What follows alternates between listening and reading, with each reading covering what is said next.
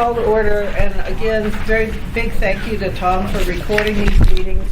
If you want to go back and check on anything, the clerk's office tells me that they're now available online too, so you can get us again. All right, you saw the agenda. We're going to begin with 8, and Tom, the first question on 8 for you was, I handed out some language that potentially dealt with resolution on that conflict issue. Correct. Have you had a chance? We met with Dennis Tuesday morning. Okay. Presented the language to him. Dennis is going to finish up his work on reviewing this as well as the language in the beginning of 8. And so we're still on hold? so he's going to bring that back to us. Okay. All right. What was the next one? The next one, Okay, we did private streets. is Was it the one that Erica sent out on park access? Or that was is it one of them. There's the vehicle routes for subdivisions on slopes, and the one that Erica handed out, right-of-way dedications What for trails. number is the vehicle rates? 8? That was 8.9. Okay. The committee requested that those with comments about specific provisions within Oh, yeah. that Did you have a chance section. to talk to them? Jim? We didn't hear anything from anybody. Remember I asked you to do a homework assignment? No, ma'am. I remember. thought they said they would take care of it, but as well. What was the question? I'm sorry. Remember, the P&Z deleted that section about vehicle routes, roads on slope areas, and the comment back, the rationale given from P&Z was that there were limits on the flexibility with the language there, that an engineered solution might work super well, but potentially could be prohibited by the language, and that's why you deleted it. And so what I did is I asked you and Connie, just to put a little more pressure on you, and it was all Connie's fault because she's not here. Connie has the answer coming, doesn't she? Pardon? Connie's got the answer coming to that question. Yes. Okay, well, what we wanted was some specifics that were too prescriptive as an engineered solution, so we could look at those. Because we didn't see any problem with the language you deleted. All right. What number of 8 on that? 8 point what? 8-9. As a vehicle I routes. will see the answer. Okay, the only one that caught my eye was the height of the retaining wall. And so that's the one I circled.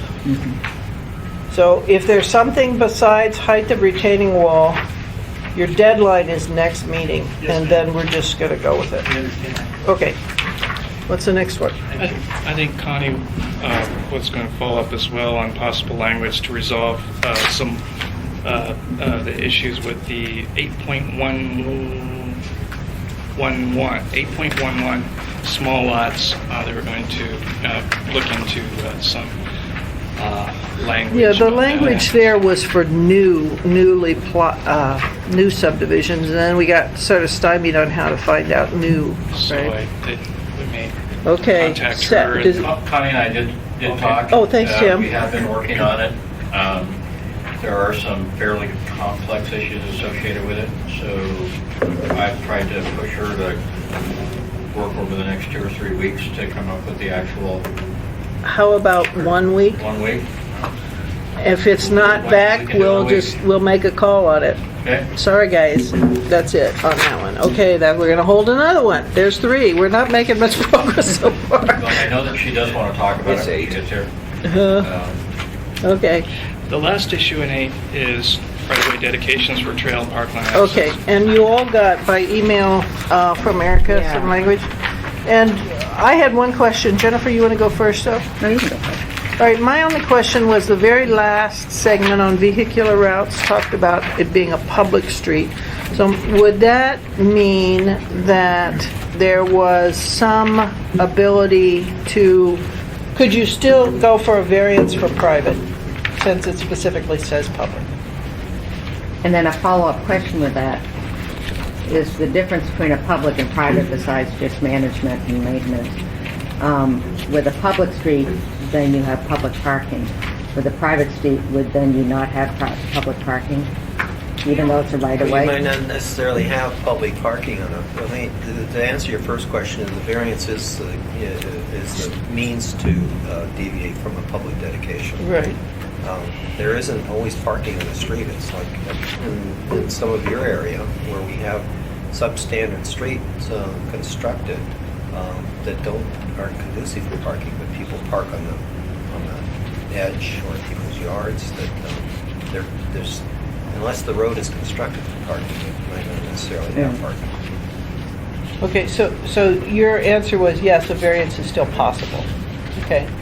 Jennifer, anything else? Anybody? No, I think this takes care of the need that I saw as far as giving it some flexibility. Okay, Variances are possible. okay. No objection from anybody on this? Okay, we'll go with that one. Now, I think that's as far as we can go on 8, isn't it, Tom? That's what we have. Okay. On to 4.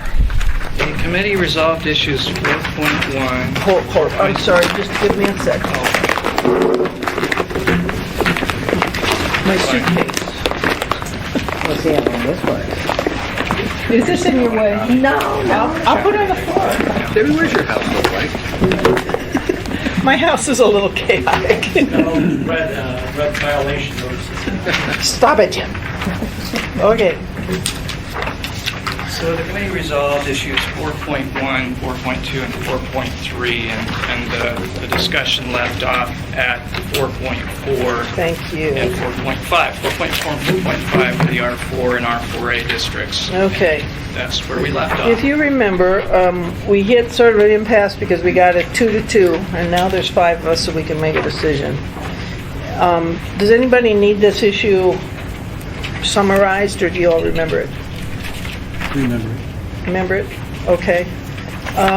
Let's go down and see where we are now, since there's 5 of us. I'm okay with it. I'm okay with it. I'm okay with it. I'm okay with it. I'm not okay with it. Okay. We're subtracting residential land from our land base if we approve of this change. Okay. And in order to have people populating Anchorage, you need to give them a place to live. Okay. And you also need to give the commercial districts people to buy from them. Now, we did have one issue that we didn't entirely resolve on this, the R4, and that was going up to the 49% on commercialization, and I'm looking at Mr. Potter because I quasi-asked him earlier. The suggestion was to go to a change order if you have to go up to 49%. Is that that was what you That's suggested, what I was right? talking about, and I will say that I did spend about an hour and a half to 2 hours with staff yesterday Okay. talking specifically about the R4 and R4A. And anything? And as a result of that discussion and giving it consideration, I would probably recommend that you stay with R4 as a residential district alone and have R4A as proposed by staff with some consideration as to some clarity or additional clarity with location standards of where that would go when it's in. You know, it's always dangerous making decisions before you have a full discussion, I guess. So you've changed your position, Mr. Potter. It sounds like. I have changed my position because I think that we need to have both the very dense R4 district for residential development, and I also think that the R4A, if it's located in the right places, is a better way to approach a mixed-use development, not a mandatory Okay, mixed-use. give us some inkling of those folks who weren't in that hour discussion. What made you change your position? It really had an in-depth discussion about, and went back through and read everything again about 4 or 5 times. And as long as the R4A is located in the correct locations, I think it can be a benefit in areas like Midtown, in the denser employment areas with limitations, and on bus routes, and can lead to the type of higher density residential with some service-oriented and or restaurant service-oriented businesses associated with it. But in speaking with the staff, I think there needs to be some additional clarity as to the location directives of where that would occur. Tim, the R4 as described even in the provisionally adopted, or there were limitations on the type of commercial that went in there, and there were limitations not only in the type but the amount. I guess I struggled on why that created such big problems. Because I think that the R4 generally across the board, you don't want to have commercials sprouting up every place in every possible location that is in the R4. And that it's better to have a district that is got the outline of having some commercial component to it, or retail or office component, that's very specifically located. And the problem is that we have a lot of R4 all over town that isn't necessarily located in the right place, whereas the R4A would give you a new tool to locate it in the right place based on the land use plan map and some locational criteria. The R4A would allow far more commercial uses than the R4 can handle while still remaining residential. For example, it would allow general retail. Most of the uses in the phone book are retail. No, wait, you lost me right there. Okay, good. I don't read it that way. I read it that there's only some specific commercial uses that are allowed, and they're listed. Well, it's an accident of organization of the code that the actual uses allowed in the R4 and R4A are listed in the use table in Chapter 5. But the R4A is provisionally adopted, and as the Planning and Zoning Commission has approved for R4, let me say that again. The R4A is provisionally adopted. It's designed to allow far greater range of commercial uses in the R4, and it must, in order to allow for that mixed use. Okay, Tom. The uses are listed right there. There's 5 of them. Fitness and rec center, restaurant, convenience store, grocery, coffee shop, beauty barber shop, and childcare. That's Correct. it, right? No, it's not it. Well, There's other ones? show me where else it says you can have something else. In the Chapter 5 use regulations for R4, as the commission has proposed, and Oh, on the unfortunately, we just tables. got that out. Right. So, So you can take them off the tables. Yeah. well, you could take them off the tables, but then we lose that tool that the R4A gives to allow much more. And that's the essential part of the R4A, is that it would allow Yeah, okay, office, and we get retail. that. My question to you, Tim, is what I feel, you feel that we need to give a little bit more prescription. Yes. And what makes you think, I mean, and I know that in our development through the years, we've had some poor business decisions, but what makes you think that you could prescriptively locate this facility in the right place versus as far as getting financing for it? And you and I both talked, we know that Sure. lots of times it's the third owner that eventually makes it in the location, but See, part of my concern is that after traveling all over the West Coast, looking at mixed-use developments in town centers to see what's worked and what's failed, and getting down to the baseline of not talking to the architect, designer, planner, but talking to the actual owner and operator to see how it worked out for them. The issue is really they often develop too much or are required to develop too much commercial. And that's what eats their lunch. A lot of cities have said you have to have at least this much commercial as part of your development. and we're not, but, And we're not doing that. yeah, so. But what I'm worried about is that if you take, like Arctic Boulevard, for example, and you want to create a transit corridor that's supported by higher density development and those services, that one might strip it with R4, and under the Planning and Zoning Commission's program, you could have commercial or retail components of those developments up to 50% along the entire strip. And I think what's going to happen is that you're going to end up with commercial in the wrong place. Not so much that the free market won't take care of it, but I'm concerned that there'll be some goofs, and you won't have that node at the right node to match with transit and other things. But my point is, Tim, so you're putting the emphasis on staff to have that node, or a planner to have that node, and my thought is that, for the most part, the market drives that node. I mean, it's a combination of both, but I don't understand why you feel, I mean, I could go with a different ratio of commercial in the R4. I mean, that makes sense to me. But you can't get finance, I mean, if a planning department said, this is where our transportation node's gonna be, and this is where we need this mixed use, and it doesn't meet financial feasibility, what's the use? Well, You can't sure, build it. Then it won't happen. Yeah. And then the market does step in.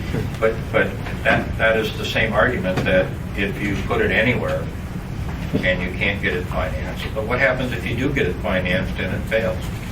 So I'm looking at this from a broader perspective of you create the R4A as a tool in this And we proverbial could- toolbox. Yeah, We come back with the land use plan map and get the traffic and transit part of the network scheme and trails program and everything, and take a look at that and make sure that when we put the R4A someplace, we put it in a place that actually got the best chances for success and to do what we want it to do. yeah, We want our transit system to work. That's what we said in the comp plan as a community. right. Right. But if we don't put the things in the right place, we're not going to add the transit's ability to succeed. I would totally agree with Tim. I thank you for making the case, and you articulated very well, Tim.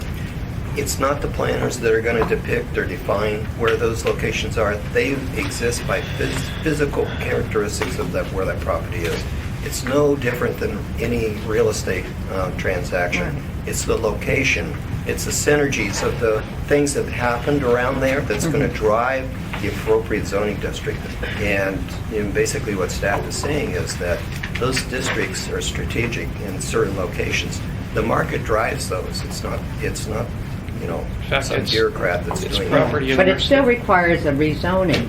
It does. And so to me, I mean, I don't understand what you're adding in value with the rezoning. You're saying you're giving a tool, but the tool will already be there with the land use map. Here's an example. 2 examples. This is another property owned by J.J. Brooks. It's a mobile home park. It's Cathy Oak. It's on Arctic Boulevard at 36. It is basically an underdeveloped R2M zone site. Another major property owner owns the site, one of the example projects that's in your booklet. It's zoned R3. These are sites that are right in Midtown. They're currently zoned residential. And what the R4 tool gives us, it gives the community ability to ensure that it remains a residential zone. However, what the property owners expressed to us is that having a commercial use can provide better returns and help them redevelop the site. That's what was expressed to us. One way or the other, they're going to rezone. The R4A tool is tailor-made for that kind of mix. Well, and I'd like to give I'm just a still couple of where, examples. I've worked with J.J. Brooks on that specific piece of property Yeah. for about a decade, trying to figure out how to do it. And it's always come back to a B3 with a special limitation, with a site plan review to have it that type of mixed use. And it's been difficult for him to get to that point. In being involved in the Creekside Town Center project, Mark Pfeffer and I had a plan for creating DeBar Road as a main street. And Right. most of the traffic would be diverted around the outside. The city and the state screwed that up and wouldn't get on board. And that part failed.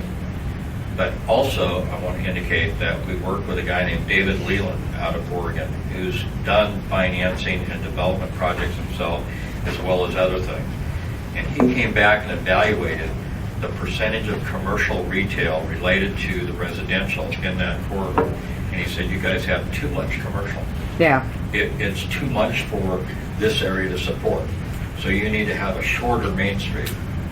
And my concern is that we have a tool for JJ or others so that when you're at an intersectional node where you have transit and you've got pedestrian improvements and everything's there, that there be some type of distance separation requirement, that you be on an arterial or a collector, class 1 or greater, it's on the bus network, those types of things, and then do that.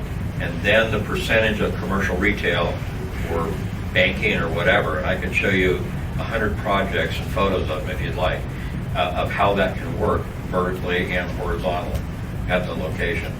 But my concern is that if we end up just making R4 it, and anybody in R4 can do commercial development up to some percentage, that we already have R4, and a lot of it's not in the right place. So I think to have the ability to rezone to R4A, but have some specific guidelines on where that type of development is appropriate, that gives everybody, the planning commission and the assembly, some ability to judge that rezone when it comes forward to see if it's in the right place or not.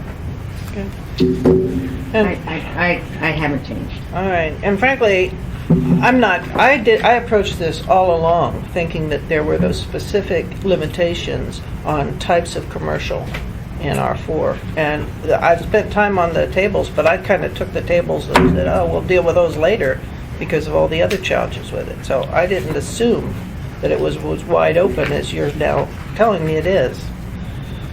So We did get another piece of information this week. I had the opportunity to discuss this issue with the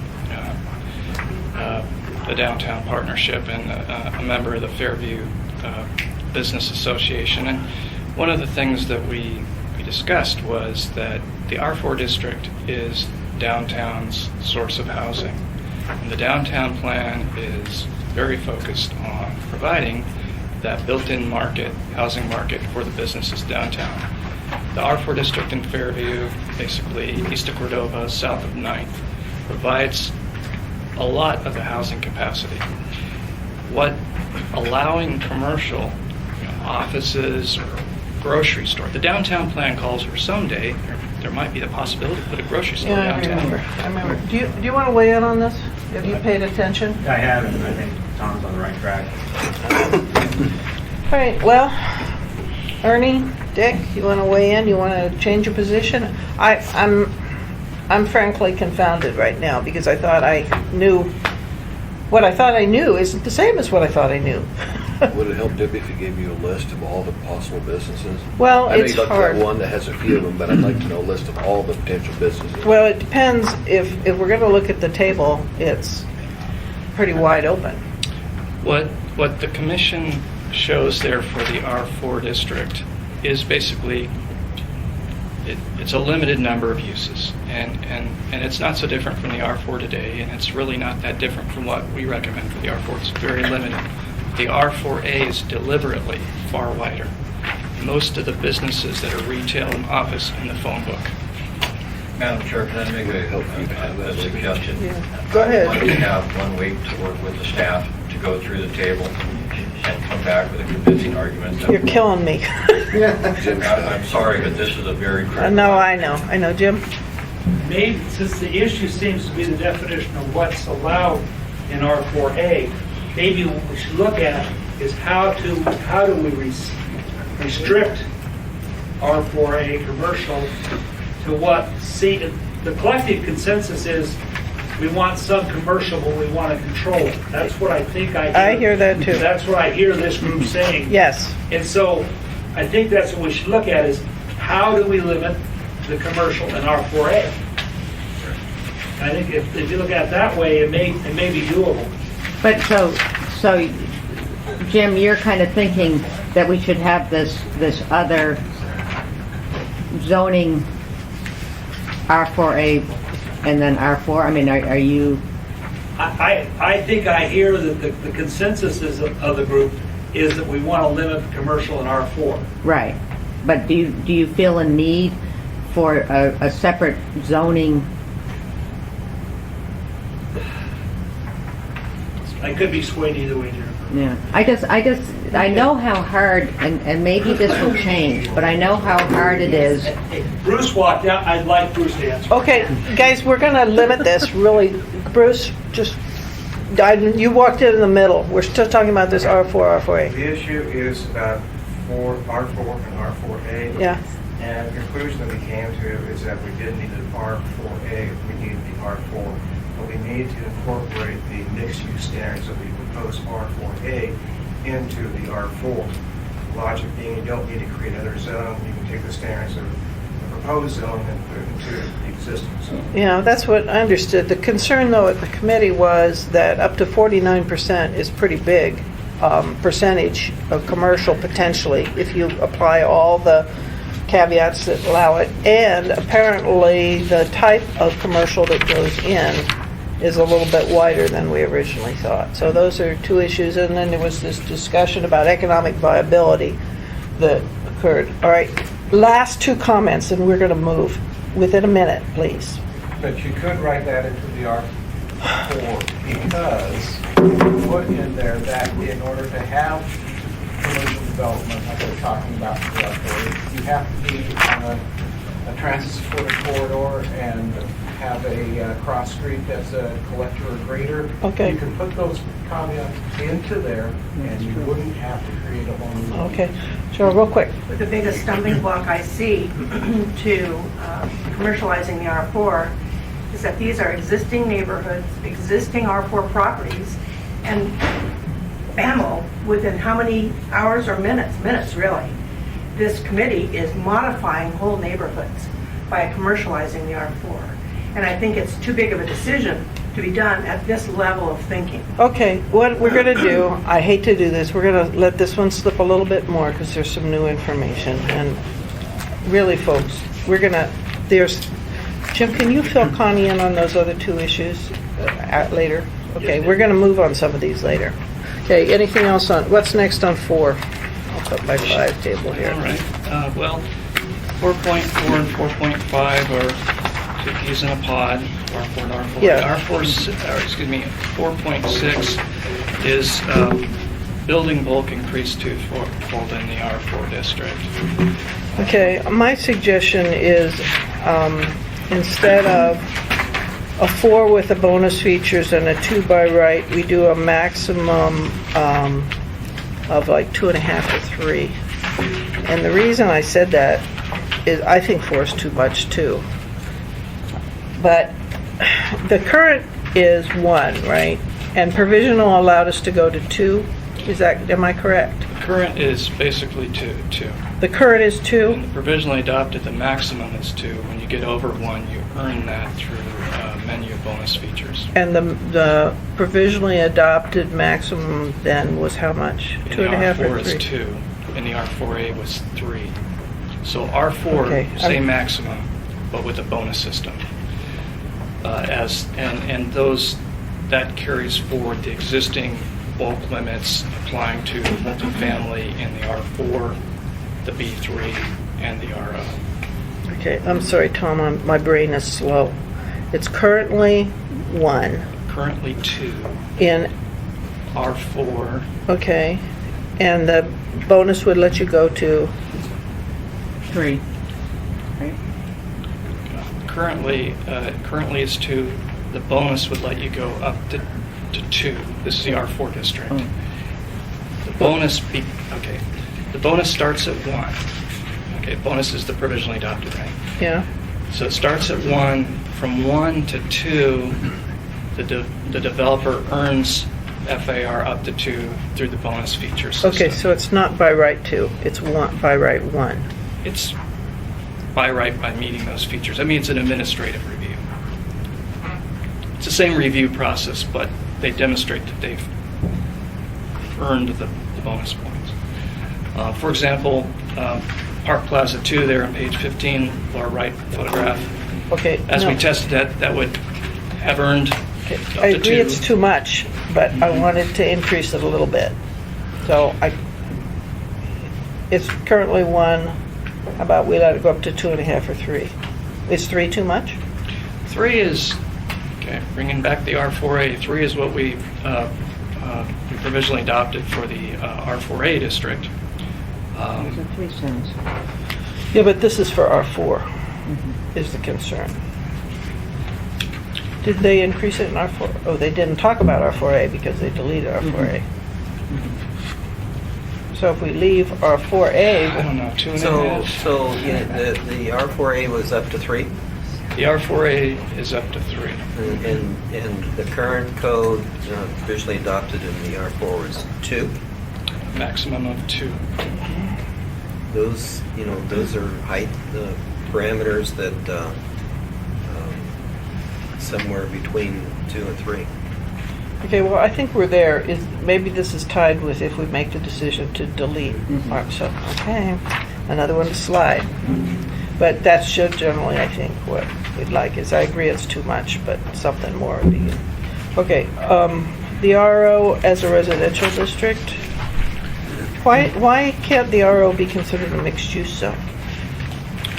Well, every commercial district you can consider mixed use. In fact, the mixed use districts are really commercial districts in I a way. know. So RO allows commercial uses and residential uses. It allows more limited set of commercial. Okay. It's not allowing the full retail. So, I agree don't it think should- there's anything that stops it from being mixed use, but I think the mixed use is a district where you're designed to allow the full range of uses within a district, including your grocery and your retail, where RO is really more of it's office, medical office, and some residential, and it's a kind of a quiet transition commercial district, and then between that and your residential, Okay, then would you're it, getting your buffering. would it create, I agree that the problems you list are significant. Would these problems still exist if we classified it as a mixed-use zone?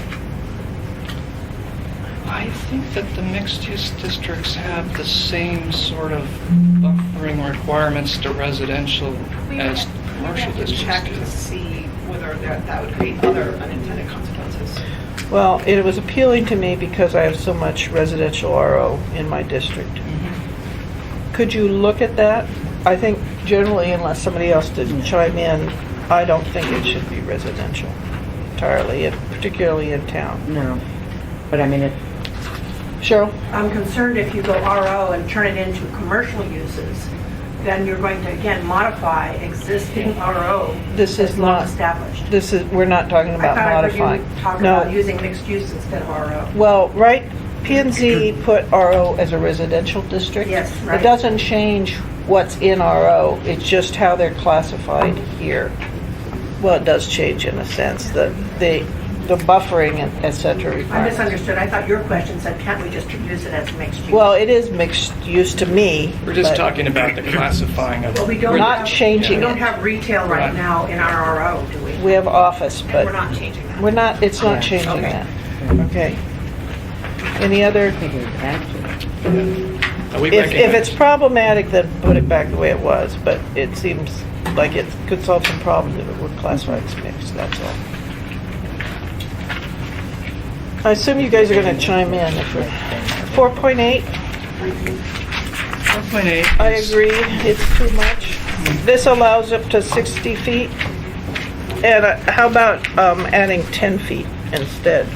Well, the That's B1A a- has a specific function, and it's designed to really be able to fit into, Yeah. it's that neighborhood niche, and How much is it now? it's currently 25. And in provisional, we went up to 30, Went didn't up we? to 30, that's kind of a compromise. Which is 10 feet. So then this would be, 25 to 30 is fine. oh, I'm sorry, what, you can't do a story with 5. Why'd you do 5? Well, 30 feet would allow for 2 stories of commercial. If it's retail on the ground floor, the top 20 rewrite comes with the ability to add 5 feet. Okay, I'm sorry, I'm confused again. It's 25 now, you went to 30 with the thought that you could get 2 stories, and you can't get 2 stories with 25? You can get, The What? homes surrounding are at 30. That's Okay. what you can, but it's difficult. I mean, it would be a stretch. I think 30 is, for example, Turnigan Crossing.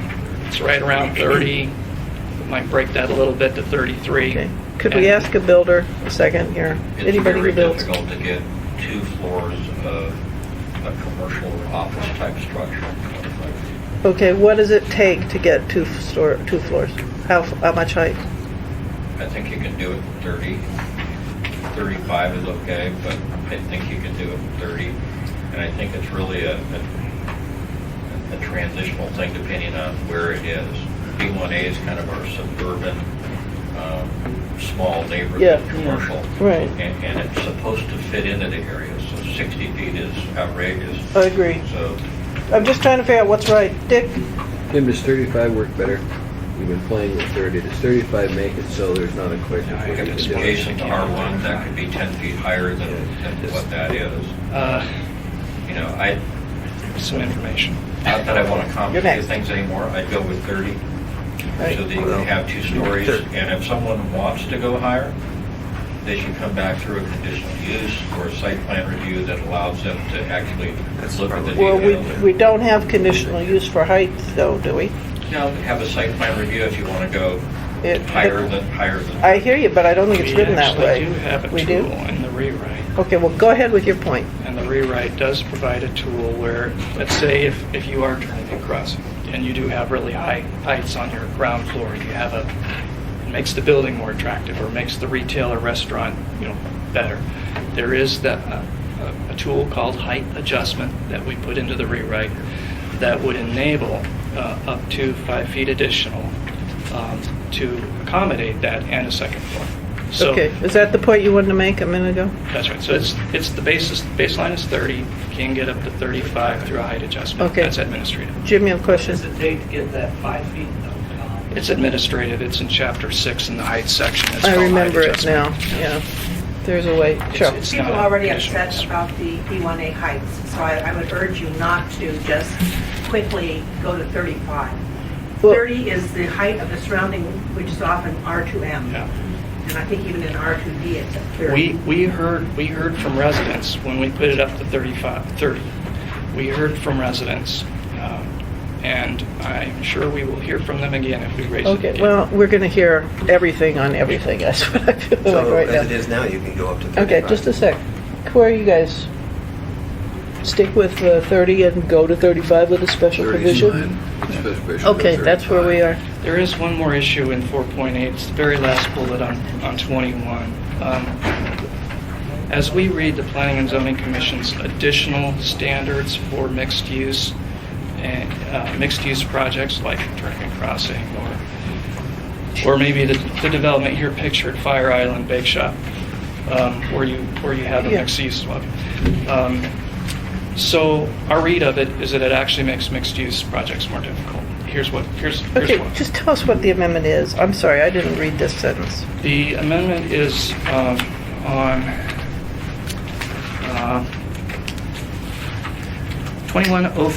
2104030E, and that is on page 040, say it one more time? 040E. It's at the top of page 19. Okay, It is standards for mixed-use development in the B1 and B2. all right. So, if it's provisionally adopted, what would happen to Turning and Crossing? But, Turning- I'm sorry, what part of this is bad? Well, the whole thing in general, but let's start with maximum building size.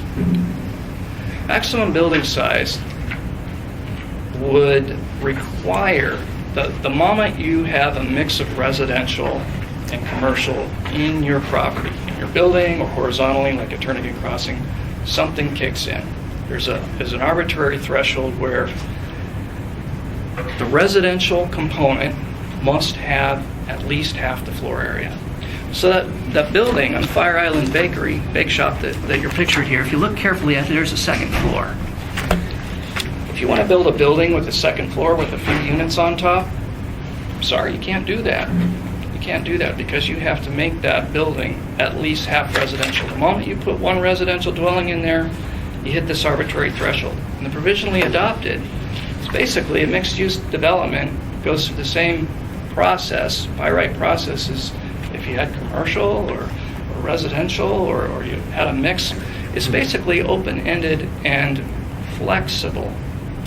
And it doesn't apply a whole set of additional standards and regulations just because you're mixed use. This section gets away from where we want to go. We don't expect every development to be mixed use. Okay, But Tom. when it does happen, we want to make it easy. This, what you're referencing is not what's on the bottom of page 21. That I had read, that's the deletion on page 16. So, the The very last, what are you recommending then? No standards for mixed-use development in B1A? the standards are basically by right built into the district. So the moment you become mixed use, you aren't subjected to an additional set of regulations. Okay, P&Z, what's the deal here? What? Well, first of all, the standards that we have for mixed use inside of B1A was pulled from provisional code. We didn't change it. Okay. So we didn't try to change the standards that were set in provisional code. What I remember from 2 or 3 months ago is that that's what we did. So we didn't disagree with the mixed use standards. We just didn't think it was necessary to have a whole new zone. We thought we could just simply incorporate the mixed use standards that was recommended into the zone. Okay. Response? Response is, I'm sorry that is just, the maximum building size, for example, is not in the provisionally adopted code. So they just wrote... clarification, they came from the NMU, Neighborhood Mixed Use. That's where the standards came from.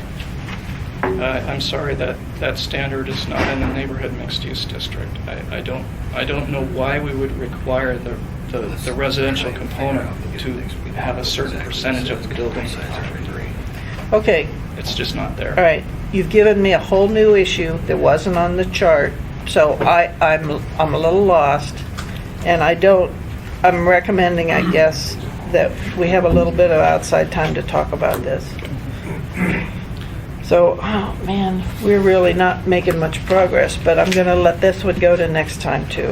And then let's have a phone conversation about Okay. this one. We if tried to could. allude to it in the very last bullet above the recommendations, and I'm sorry, I read that and I Me too, thought that it was one in black and specifically white. what you're talking about on page 16, which is what I had read. So let's just, it's new to So me. could you give us to us in black and white, alluding to, I appreciate that, but if you could give us exactly what you're talking about. And then, and actually, I would find it helpful for a conversation, because I'm hearing mixed. I'm hearing contradictory And- information. And it, to me, it has no benefit of this. No, I'd rather understand that. hear, Yes. if it's a miscommunication, that's fine, but let's clear it up. Yeah, so if you two could talk too, I'd appreciate it. All right? Okay. Okay, we're not going to argue, I don't think 70 feet in B1B is good. Yes. Can we discuss retaining the B1B before we look at the standards? There are 10 lots zoned B1B out of 67,000 commercial lots on the bridge. Is this a zoning district that we really need to retain? What's your rationale?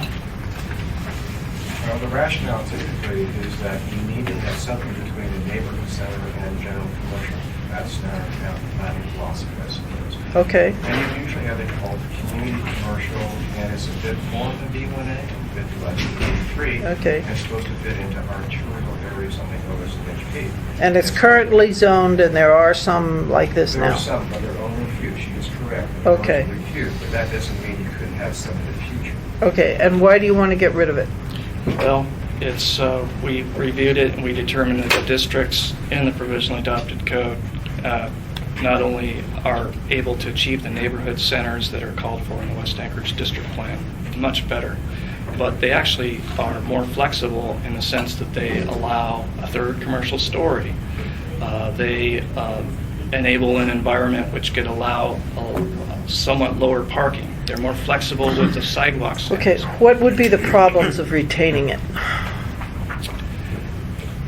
Well, you It's just- an antiquated district that's not used. Most of those properties probably could fit in to some other zoning district. And basically what staff believed at the time and still is that this type of use, and you're right, Bruce, that you need to have a transition between the neighborhood and the general commercial, but the other districts would be able to take up that need. That this was a very underutilized district. Connie, you want to chime in?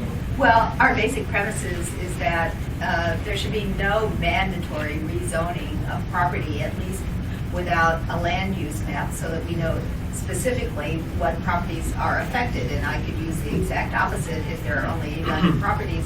And using Bruce's premise that there might be some in the future, what's the need for the elimination? I have a response for that. Go ahead. We do have the land use plan map for that area. It's the West Anchorage District Plan, and it designates both areas shown here in the maps on page 24, 25, focusing on 25. The area in green is designated in the West Anchorage District Plan as a neighborhood commercial center. So we had the land use plan map. Now, what is more able to implement that center and give property owners more development capacity on their lot than they currently have today for all practical purposes is the districts we have available for neighborhood Have we had any centers. conversations with these property owners? We informed the property owners of this, of the B1B property owners, and We did mailings to all the property owners. And did you get any We had response? conversations with them. Some of the properties have been rezoned since the mailing to try to determine, we couldn't determine which districts would finally be implemented, but the different possibilities of other like districts that would complement their present location. Can I just take a couple examples? For example, the B1B today allows up to 35 feet in building height, and that's existing district. The district we call neighborhood mixed use would allow up to 45 feet plus your height adjustment. The 45 feet is your base. By being a district with that encourages more efficient use of your land, you could take, Okay. yeah, you could I get provide, it. you could I get it. Tim? reuse and redevelop. Oh, it's interesting. One thing that Jerry indicated was that this is an archaic zoning district. Actually, Right. it's probably one of the newest zoning districts that the city has. Okay. And it was created to be in between B1A and B3. Okay. And the reason that most of the properties got rezoned to B1B is because the neighbors would not tolerate, or the staff would not tolerate, or the planning commission would not tolerate going to a straight B3, because that was a scary, unlimited district. So the B1B was developed to be that interim step that did have controls, especially over height and bulk in it. So Okay. it is one of the newer ones. Again, if B1B, I think, can function to be what everybody wants, and I still critically believe, and I'll always be a supporter of a B3 with special limitations type approach, so that you know exactly what you're going to get, and if someone has a good project, they shouldn't be afraid of bringing it forward. So if the height is the issue with the B1B, then allow and accommodate the ability to have some type of public additional process, as a PUD has when you go through that review process, that you can gain another 5 feet going through that public review process. You should have the ability to say, okay, this is B1B, but in this case, one building needs to be a little bit higher. And Well, we can show how it doesn't have an impact. That's what That I P&Z think did, is fine. except I think they went a little bit too far on the height. All right. As I said, we use the existing code. I to carry it understand. forward. Yeah. Go Okay, ahead. on page 24 on the map, those 4 B1B zone lots near the top center of the map, those are on Northwood Drive. If somebody could remind me, 1 or 2 of those lots have been flipping back and forth between a couple of different kinds of zonings because the developer has run into issues either with the neighborhood, these same kinds of things that have been discussed here, and they can't make it work in that neighborhood, and they have rezoned it, and then they have rezoned it back to what it used to be. So keep in mind people's actual experiences with this kind of zoning and whether it's appropriate. It may be, in my opinion, best to go with the staff recommendation and get rid of it. Because if it's not working out in the marketplace, then perhaps it needs to go away. Okay. Comments? Anybody else? I think I'm generally okay with keeping it, but I think the 70 feet is too much. But Dick, Ernie, Jennifer? I know Ari's not. Yes? Jennifer, Dick? 70 feet seems awful now. Oh, I think 70 feet's wrong. Yeah. But just keeping the B1B is the I question don't at have the a problem moment. with B1B, but it's the height. Okay, so remind us what height is now. 35. 35. And the language they incorporated would have allowed it to go up to 70. In a mixed-use building. What's, So the residential, if you put residential, I guess, on top of your commercial, you'd have commercial on the ground floor, second floor, and then you'd have residential going up to 70 feet, okay, almost high-rise. which is too much for a transitional, I think. That's Is a it- neighborhood commercial district. I live Connie? there, I wouldn't want something that tall near me. I'm sorry? We'd support the 35 as a basis. Okay, is that, Well, in order to implement this center, there is a need to be able to accommodate that third story, whether it's residential or commercial. So you want to. so how high is third story? How high is the third story? Well, if How it's much do you commercial, need? it's I think in the B1B, if it's 35 feet now, if you go to 45, you'll be able to do what Tom's talking about. That'd be up to the third? That's one component of getting to a compact, more efficiently used center. Another component, for example, the Alaska Club building there on the corner of Jewel Lake and Diamond. How the property owner looked into filling in the space that was once the drive-through under the second floor. It's just a building. So you can do it because of the parking Okay, requirement. but let's just do one thing at a time. Okay. And the height, then, I think 35? Well, I just heard 45. I just heard Oh, you're 45 34, out of 45? Tom said, well, they said, Potter said 45. Does 45 work? I said 35 and up to 45 Up to 45, feet I know. with the additional review. So the neighborhood mixed-use district, which is designed to implement this center in the land use plan that's adopted, is 45 feet as far as height's concerned. Okay, 45. 35 with up to 45, I think that the Potter recommendation actually makes sense. which was 35 up to 45. Administrative review up to 45. Yeah, I heard that. But Okay. you have to do something to get that additional. Yeah. No, understood, it's not, Show it's, everybody what you're doing. yeah, okay, Cheryl, last comment. Are we sure that it's 35 today? That's what Tom said, so I trust him. I can double check. I checked it. It's Okay. 35 as far as I read. Okay, all right. Does that take us to 410, I hope?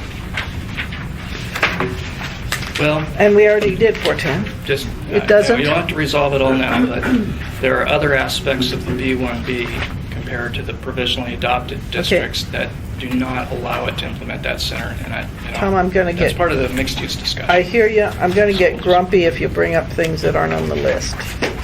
Are you Okay. gonna bring up something that's not on the list? Keep in mind, she hasn't had power for hours, so she's a little I'll wait to that issue until we get to the one we do have on the Please. list. So we skipped We did 410. So 411 gets to that issue. Yeah, it's the mixed-use districts. And, Okay, and assuming I that- think we're all pretty familiar with this argument already, so is there anything new that we haven't heard already? Well, If not, yes, there is. okay, do it quickly. And it's actually on the list. Go.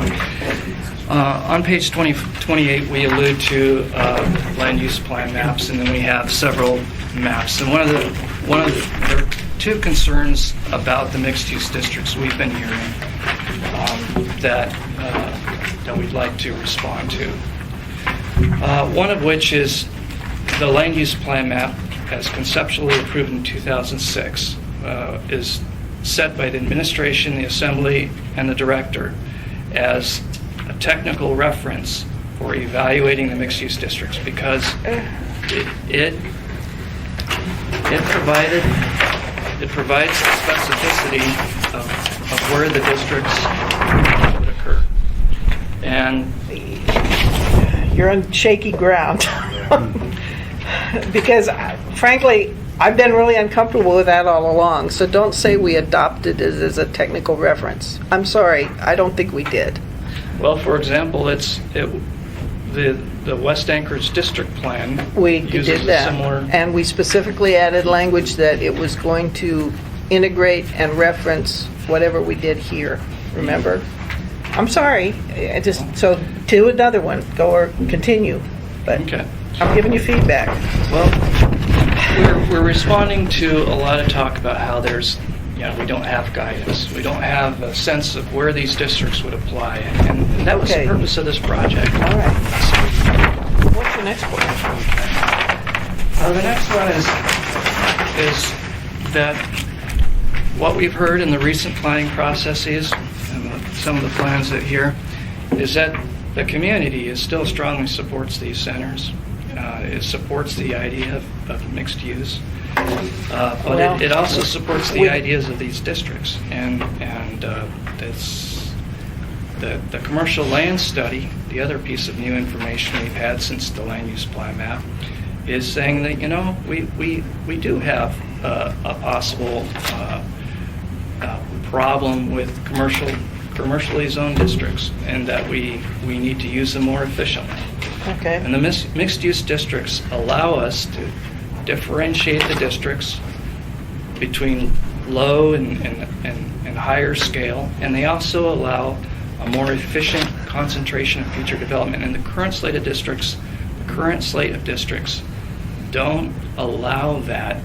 And the commission's proposal to simply take some selective mixed-use standards and apply them only to mixed-use projects don't solve that problem. We still have that basic slate of districts that have been around. Tom, Mhm. have you spoken to JJ or bankers as far as mixed-use districts? As far as getting financing? Mine- And We this aspect that you're bringing, if it was a tool to encourage financing, which I haven't heard yet, it doesn't really help the financing of a building. Right, and that the conversations that I've had with people is that the first thing we have to clarify with each other is that a mixed-use district isn't about governing mixed-use projects. The mixed-use district is about making the single-use office. Oh, no, look, you don't have any pushback as far as mixed use. I don't think there's anybody in this room that does not believe that a mixed-use facility in the right place is a very... There are people in the room that believe the mixed-use districts are about requiring mixed-use projects or regulating mixed-use projects. There are people in the room that believe that the mixed-use district is somehow limiting or creating a situation where someone is now going to be required to provide residential and commercial in the same No, project. I don't think... I don't feel that way. I don't feel that way. She doesn't feel that Yeah. way. I've been I don't hearing think it. Harriet I've been feels that hearing way. it. Yeah. and- But Okay. Jennifer, I have talked to JJ about his project And I've spent many hours with them also. weekly, that JJ's in a unique situation that he knows how to put financing together, but even in his own project, it was difficult for him, so. No, I know But that. we don't have the answer of Yeah. availability. No, I'm just saying that this discussion, I think we're done with. I mean, I this- think we're done too, because Yeah. we've been talking about it a long time. Yeah. But PNZ, you want to give a quick soundbite here? Because I think I understand your position, but maybe I don't. Well, I can do it a little bit. Basically, we support mixed use. That's not the issue here. We just prefer to have it as a standard that is kind of like fire right. So if a developer wants to use mixed use, he can use it without going for a rezoning. Frankly, when you go for a rezoning, you don't know what you're going to get. And you also have a lot of conditions that may be imposed upon you. And so if you're talking about incentive, the best incentive is to allow the developer to choose to do it as opposed to require rezoning to do it. One's predictable and the other's not. If it's predictable, it has a better chance of financing than We have a response. Okay, hold on. Potter, you want to weigh in? I think Bruce said it very well, and just like every other city that's taken on mixed use, it didn't happen immediately and it took time. Everybody talks about Portland. Portland's made strides, but they've done some things to really support. And again, I've said it before, and I'll keep saying it, that if we want mixed use to happen in this town, then the city has to get on board. The public, like people at the other end of the table, that supported and have spoken out about that, need to be willing, if we want it to happen before the market is ready, then we as the public, if we want it to happen so bad, need to help underwrite it. Okay. It's not market driven right now. Okay. Cheryl, and then we're going to talk, the Assembly's going to talk. I agree with most of what's been said today. I think not having a mixed-use district throws it back into the same kind of quandary as commercializing the R4. It goes more willy-nilly. We all have our sense of what the market will provide, but I agree with Potter's evaluation there, and I think that we will need these districts. You can see it in the district plans that are coming out. Those neighborhoods have combed over their own lands, their own neighborhoods, and they want it. It's a huge contradiction at this, after all these years, to drop it. Okay. Point of information. Okay, a I'm sorry. succinct one? Go ahead. I'll do my best. So, in response to Bruce's point that not to require a rezoning to do a mixed-use project, okay? As provisionally adopted, if I'm in the B3, or someone's in the B3, they can do a mixed-use project without a rezone. They can just do the mixed-use project.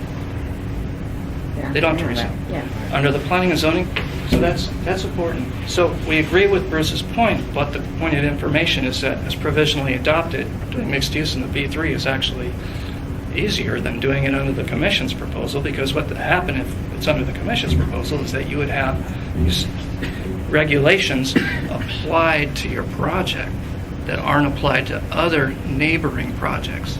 Okay. And that, Thank you. the key part about that is that you set a mixed-use project and you make it do all these extra things, but it's still sitting in an urban context and environment where the Walgreens next door is set back from the sidewalk. It's Okay. not supportive. All right. Erica, this is the very last comment. One of the major reasons for proposing these 3 new districts doesn't have anything to do with mixed use. It has to do with recognizing that there are different needs for commercial intensity in different areas of the bowl. I'd like to point out that in Chugach Eagle River, they decided they needed at least 3 different types of commercial areas, which is why they have an overlay district for the downtown area. They have the B3, and then they're also looking at this rural commercial area. That community is 10% of our population. They see the need for 3 different intensities of commercial districts. What we were trying to provide was implementing a comp plan which directs us to have different intensities of commercial uses at different locations. Saying Midtown's not the same as Jewel Lake, not the same as Thank you. Creekside. All right.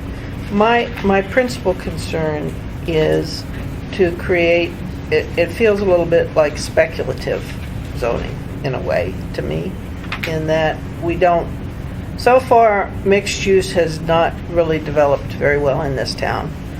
I know we had grand vision for Mountain View, and we haven't seen what was described to me happen, has not happened in Mountain View. I want to see mixed use, but I don't think creating these zoning districts this way is really going to do it, because I have some real concerns about that. So anyway, comments? It gets back to the issue, like I typically say, if you zone a gold mine, doesn't mean you're going to find gold there. So Yeah, that's I kinda think where- Bruce's point is that it's B3, you can do the mixed use in the B3 if you want. And if somebody can get it financed and make it work and be successful, more power to them. Okay. So, in comments? I think, Connie, you got to be the last. This is. Okay, you've heard me say this before, I just want to say this one more time. The highest mixed-use, highest profile mixed-use building in Anchorage is Peterson Towers. There is no financing for the residential units. Which was her point. Okay, thank you. All right. I think I'm generally with P&Z, but. Okay, moving on. The next one. Is there anything else in 4? Yes. 11. Terry. As a visitor, I just asked one quick question, and that's whether or not under the purview, is the purview of your group basically to only resolve differences between what planning and zoning have originally adopted, or are you open to any? No, I have added personally about, I don't know, 7 or 8 issues. So what I've done is I've emailed them to the department ahead of time so that they can give their bit on it. We all have the ability to amend, anybody here. So if there's something specific or new, it's helpful to get it ahead of time, so the department has time to look at it and we can discuss it here. But generally, what we're doing is working through the P and Z version with additions or deletions as we individually propose. Okay? But this chapter is primarily response to P and Z and nothing else. 4.12 is about the effects of adding mixed-use standards into the existing districts. The Planning and Zoning Commission has recommended to add Right, the so why mixed-use is that bad? requirements. Well, the way to get to mixed use isn't project by project, site by site. You create a district. So Okay. the district provides for strong pedestrian connections, street-oriented buildings, like the Walgreens at Huffman or to some extent the Walgreens at Creekside. Okay. So it's applying the benefits and the regulations in a cohesive manner to a district. So whether you're doing an office or mixed-use project or a store, you're going into an environment where the center is evolving towards an environment as depicted on the top picture there. What the commission's recommendations, aren't going to get us there because the majority of projects still can do the same kinds of developments that you see in the lower pictures. And the concern about that is that part of the ability of the mixed-use districts to use urban land more efficiently, to take advantage of the transit, and to provide a pedestrian environment is to provide a consistent set of regulations. That's why we have a 10% parking reduction across the board in the mixed-use districts. We lose that. We lose that ability. What would be most helpful if you gave specific examples about why it's problematic to do? Can you do that? It's a disincentive. It's a disincentive in what sense? If I just build my commercial building, I don't have to, I just go kind of normally through the normal regulations, but if I add some residential on top, I have this whole extra set of regulations that I have to meet. Why would I bother to do that? I'm just gonna do my commercial building. Wait a minute. So if we have the additional incentive, there is a disincentive to use them? What's the incentive? To do the additional, to get the additional bonus features, But you have additional requirements. to get what you want. If I'm doing a single-use building, I don't need to earn bonus points. I don't need to go through these extra regulations. I just do it. But if I put an apartment on the top floor, or if I insert a mixed use in the building, I suddenly am under different regulations. If at some point in my project in financing I discover that, this straight residential isn't going to work or this straight commercial isn't going to work and I want to come back and incorporate residential in, whoa, stop the press. You're going to suddenly go through completely different regulations. So it's kind of a... But I get to do an extra 10 feet, or I get to... Not any more than you could do before. Okay, Bruce? You have to understand that we incorporated the mixed-use standards of the revised code. We brought them Yeah, no, we understand, everybody got that. The reason we did that is because we thought that the emphasis was toward more control, more manageability in terms of mixed-use development, because there would be a downside. We did have some of those standards, and so we adopted the concept of the provision of the code. In Yeah, terms of no. Standards make sense. They just have to apply in a particular way. So. Okay, but they're saying it's a disincentive, so nobody will do it, so it's worthless. So one Right. of the mixed-use district standards was to bring the building up to the street and have windows and this maximum yeah, setback right. concept. That was going to apply to everybody in the district, everybody. But now it only applies if you do a mixed-use building. So if you don't want to bring your building up to the street, you just won't do a mixed-use building. You'll do a regular project. So it's better to not ask anybody to do it if you're not going to get everybody to do it? That nobody's going to want to do it. So you're disincentivizing doing mixed use. So the incentives aren't enough to make people do it, is what you're saying. You want more incentives to make people do it. I don't think they're incentives. I think they're disincentives.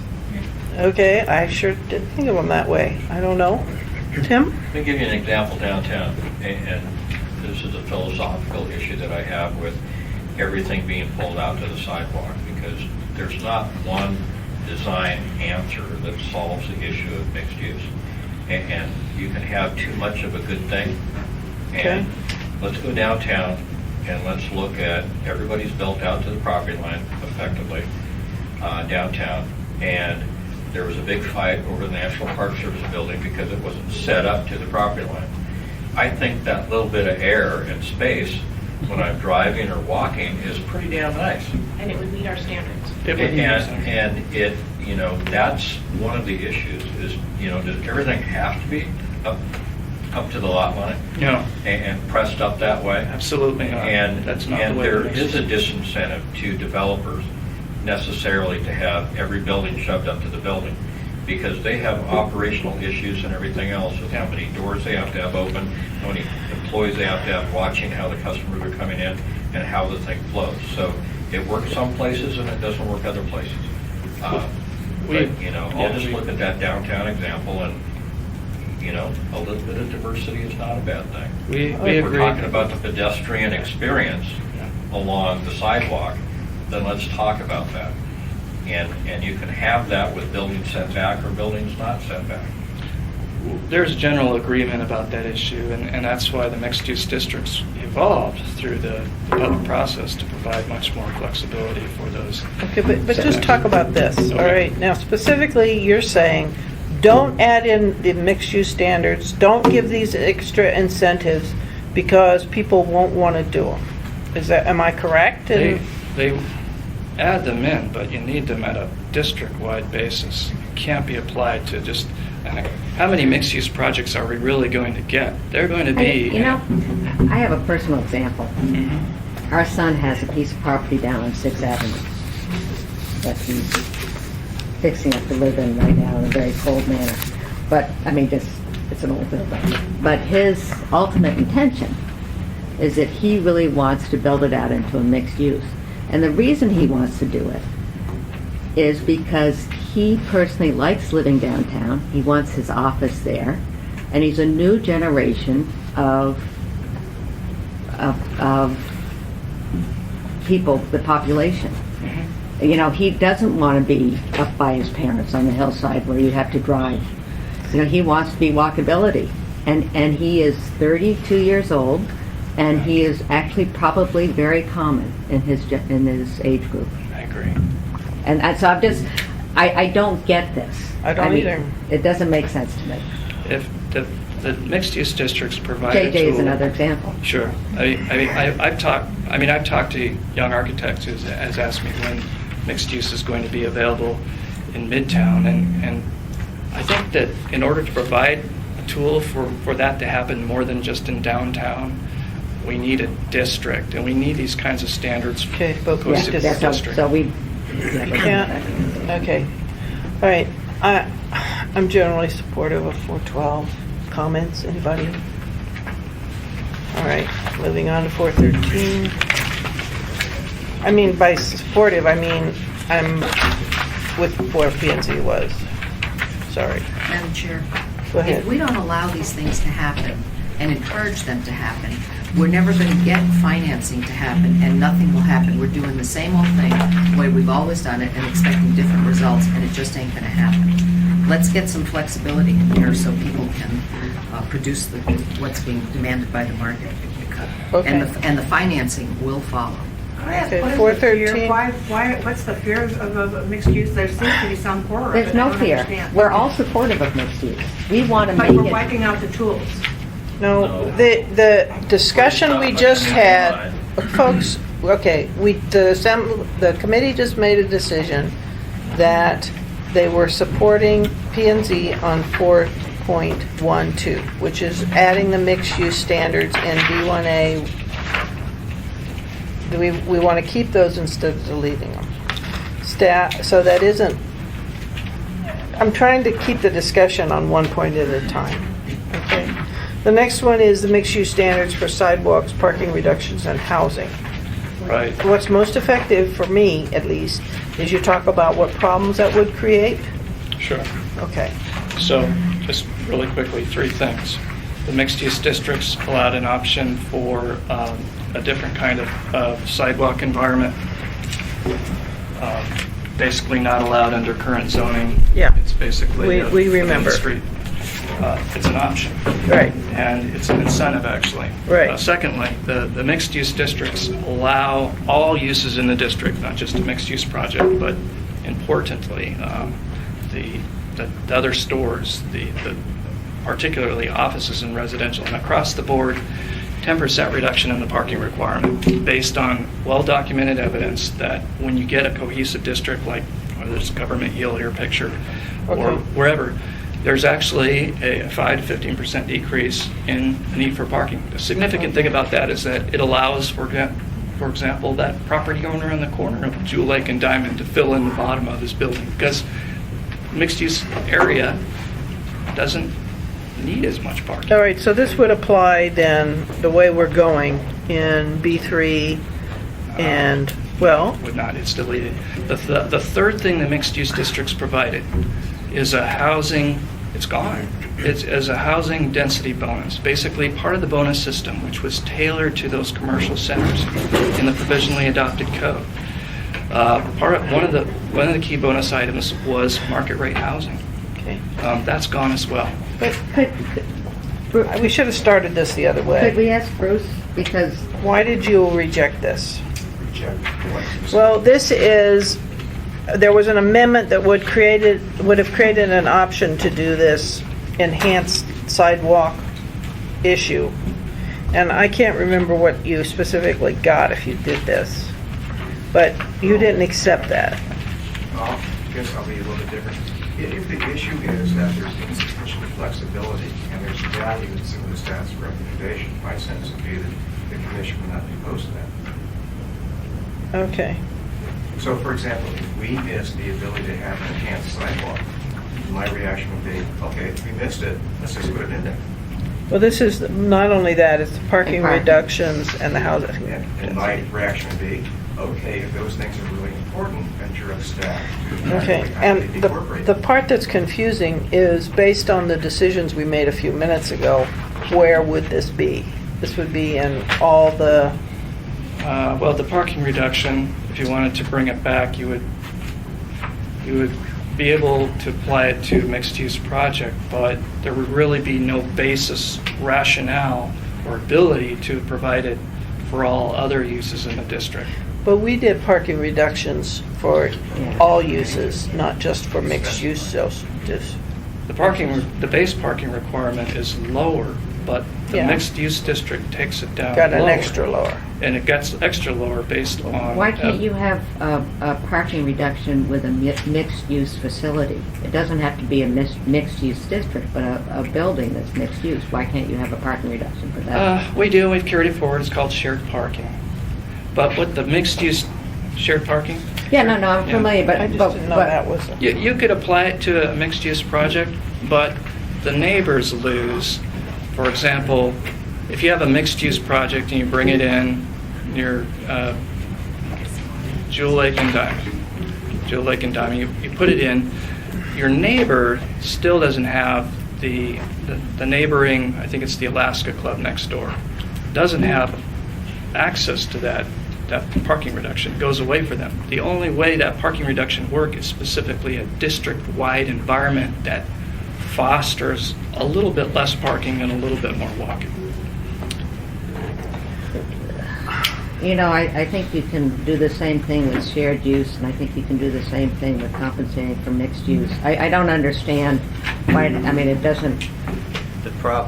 Just kind of a simple analogy is that one property owner here may not be able to get cooperation from the adjacent property Right. that's developed next door, and that's why I think staff was talking about districts before, that it would be a project, that there would be synergies with each type of use that was there that may not easily be accomplishable in just allowing mixed uses into the districts for these other amenities. So that's the dilemma. And then Okay, so it's sort of implicitly tied to the mixed use. So if Was we the fun- logically got rid of mixed use, then logically we would get rid of this, I thought, is what you're saying. Is that what that's how I'm That hearing parking what you're reduction saying. only works in a total district, cohesive district environment. Okay, Sue, It's gone. I hear you. Could I speak to, is what's happening in the Spenard area an example of what we're talking about here? We have a lot of businesses in in the northern Spenard Road area that don't have sufficient on-site parking or on-street parking, the Spenard Road redevelopment project will eliminate some of that parking. But if you don't consider what parking is available within walking distance of that business, that business will be unable to function if there isn't accessible walking that's allowed to a parking space that may be in a publicly owned lot, that may be on the street. That's that sort of thing. I think that's dead on. That area is a good example. Right, you can't consider, for example, La Mex's pull-in parking, back out, front in, back out parking right in front of the building, What zoning- which has to go away. What zoning district is I that? think it's B3, but when the road is rebuilt, that will not be allowed. Right now, there's incredible traffic danger created by people pulling in and backing out. But in order to keep some handicapped parking available to La Mex, it may have to go in a lot next door or on the street that isn't on their property. This allows businesses to spend less money providing parking and accommodate their customers and share the parking that's available in the neighborhood within walking distance. They're all single uses in a commercial center, Right. and that's a You know- redevelopment tool, and it's a reuse tool, Okay. and it's gone. The difficulty, though, Harriet, is they're saying that if you don't have mixed use, this isn't any good. Mixed-use districts. Districts, pardon me. And so, okay, Bruce, on that point? Okay. What we did is we took the standings that were in the original code. Yeah, we know. Walked them over. We know. Apparently what's happened is that the staff is arguing that you missed something in a different zone, okay? And what we're saying amongst ourselves right now is if we miss something that makes sense to include it. We don't have it. We don't Because- have a problem with additional incentives. That's what you're trying to Okay, achieve. that's not quite what I heard staff say, No, but, it's not what you heard staff said, but you can do it. But I don't understand the difference between going for rezoning for a mixed-use district on a parcel of property in Spenard that has a parking problem. Because if they go for a mixed-use district in Spenard where there's already, they have to, no matter what they're doing, negotiate with their neighbors about parking.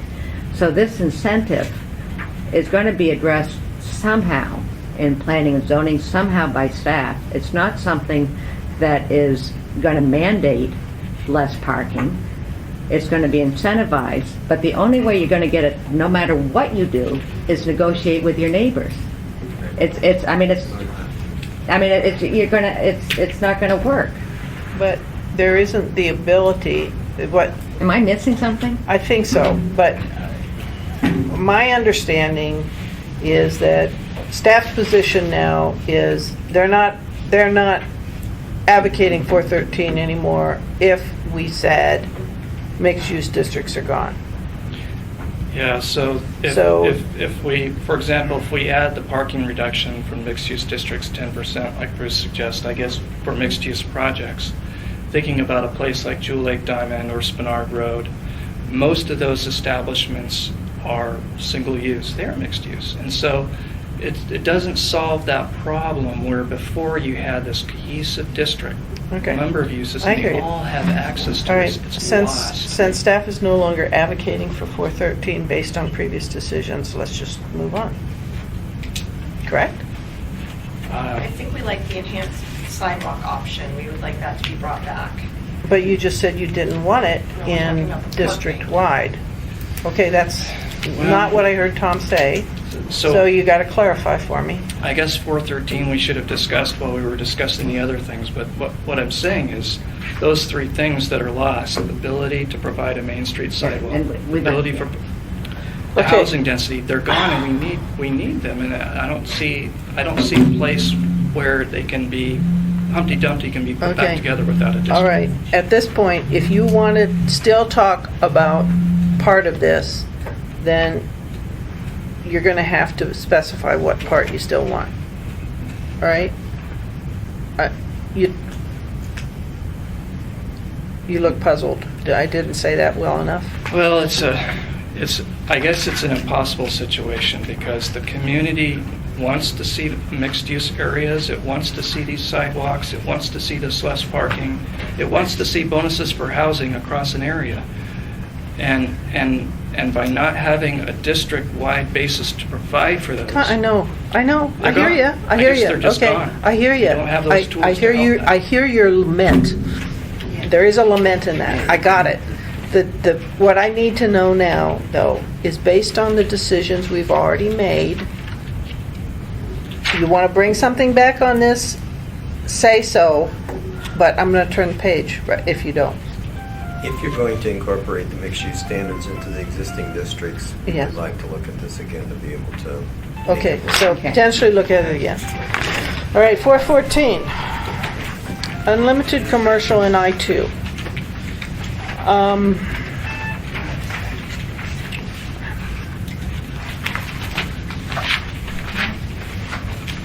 I don't know, that's a pretty broad, because in the tables, we can talk about some types of commercial versus no type of commercial. But you're saying you recommend no commercial.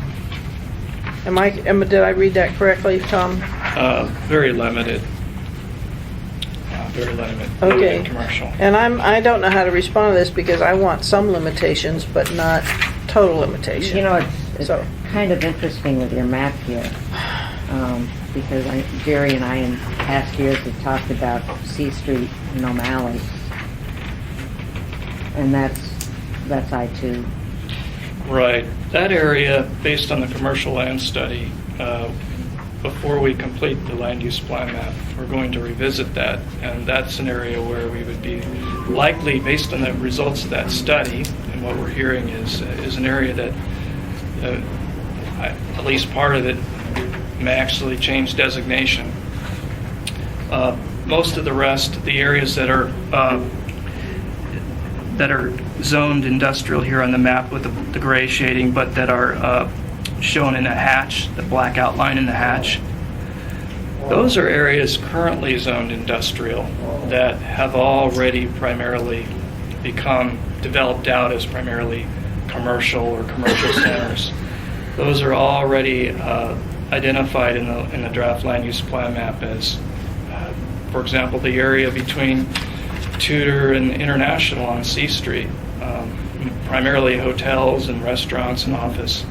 That area would be redesignated to residential, Okay. residential commercial. All right. Maybe the best way to approach this, Tom, is in Chapter 5 when we look at the uses in I-2. Because I do agree there should be some limitations, but I don't know how to just say that here without looking at the specific uses. So we basically addressed the issue on Well, the table. unless you've got a counter suggestion for how to deal with it. Okay? Bruce? I would just like to say that I think it would be easier for you to address it in Chapter 5 because you actually Yeah. see specificity. Right, that's what I was Just thinking. to explain that the reason that we took the position we did is because what you're doing is taking away development rights that existed No, for understood. years. We didn't see that as being appropriate. Understood. Okay, and we finished the rest. Terry? This is one of the points I was trying to get at earlier, and I'll be as quick as I can. I had actually sent a concern about this to the planning department. I sent it to actually the planning and zoning.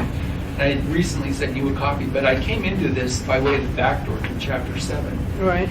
And that's that the special limitations for industrial now are such that almost all actual industrial uses where it abuts a residential zone requires a 25-foot screening landscape. That doesn't exist in our current Title 21. You're required to have 10 feet. So the issue is that, and it even specifically identifies light manufacturing, such as cabinet making or brewing or a lot of these things, to go from a requirement of 10 feet of buffer between that property, that industrial property and residential, to 25 is a huge deal. Most of our industrial lots, I think of them as big, they're really only residential size, particularly island lots. Right. So I would suggest that we really need it from the landscape side of it, from the idea of what we provide for buffering and lots. That's a big deal. Agreed. And I thank you for that email. I did get that, and I think that we need to address it, but I think it might be easier to address later on when we get the specificity. Tim? Just real quickly, and I'm sorry Jerry's not here, but when you come back and revisit the issue of the I-2 and the I-1 and commercial uses in those, I'd really appreciate it if Jerry and others who are involved in both the industrial study and the commercial study could discuss to the assembly members in the committee the reconciliation that the commercial study did about what the results of the Okay, I haven't seen a reconciliation on the commercial. Well, Has there been It was one? very interesting because my opinion is that the industrial study is so flawed. The results. We've talked about that. Do you have a reconciliation on the commercial study that you could provide to committee members? Reconciliation with the... Well, the commercial study has not been released yet. It is effectively done, at least through the subcommittee or the task force, because I was on it for the steering committee. Okay. And we specifically asked them to try and reconcile if there's not enough industrial and there's not enough commercial or there's not enough residential. So what's the deal between the commercial and the industrial? Because the numbers didn't match up. Okay. And they came back and concluded that the growth numbers that were used by the consultants that did the industrial study were at the high end or beyond what the state or anybody else uses for growth. And when you compounded that over the next 20 years, that it escalated the demand for industrial, for heavy industrial use beyond all reality. Additionally, that consultant did not listen to the steering committee as far as other issues that were associated with determining how much was really needed or not. Okay. Tim, we're at a loss because the Assembly hasn't been involved in that discussion or seen it, so I mean, you're beyond the scope of what we I can... think that Mr. Weaver could comment based on the commercial reconciliation that was done, that we specifically asked them to do on the industrial study. Okay. That was a discussion that we had. We should enlighten you because, you know, to plan based on what the industrial's land use study said is a crock. And unfortunately, he missed that whole thing. Good timing. The issue came What up should I answer? when we addressed the land use issues for heavy industrial and light industrial, and the demand for what's going to show up on the land use plan map, the commercial consultant on that commercial study, the steering committee asked them to try and reconcile why there was such a big gap between what the commercial study found and what the industrial consultants found. And they concluded that the growth numbers were radically out of bounds for the industrial study. And when we get to that discussion on Chapter 5, I'd like you to be able to enlighten the Assembly members as to what the results were, because I'm still questioning this huge demand and need to preserve industrial land, especially in South Anchorage, for heavy industrial. Well, we can deal with it later, we can deal with it now, but what they said was that the numbers were different, that they questioned the numbers that were used for the industrial study with respect to growth and need necessity. They failed to take into consideration other areas that would be providing industrial land, and that's Point McKenzie, the areas that are being developed there, the Birchwood area. So it didn't really quantify and identify a direction. It said it needed further analysis, that they believed that the analysis needed further refinement. That there was probably less industrial needed because of those other available lands. Okay.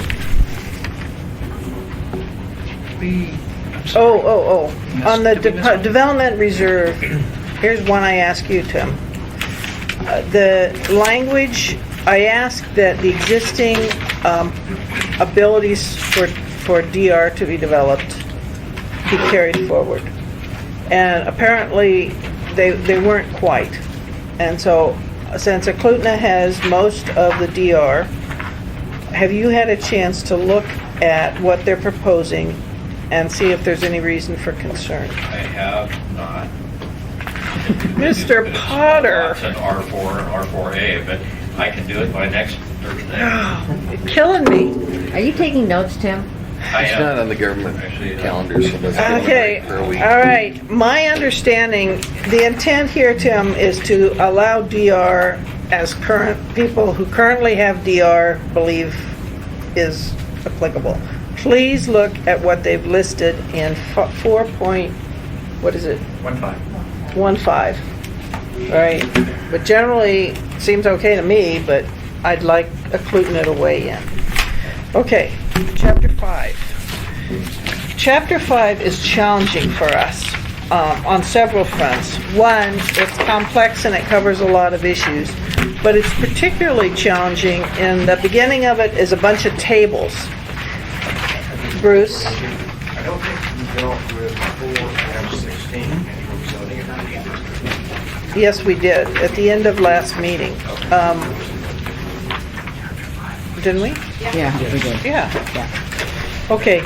Anyway, these charts, there's about 20 listed uses in the narrative that aren't in the charts.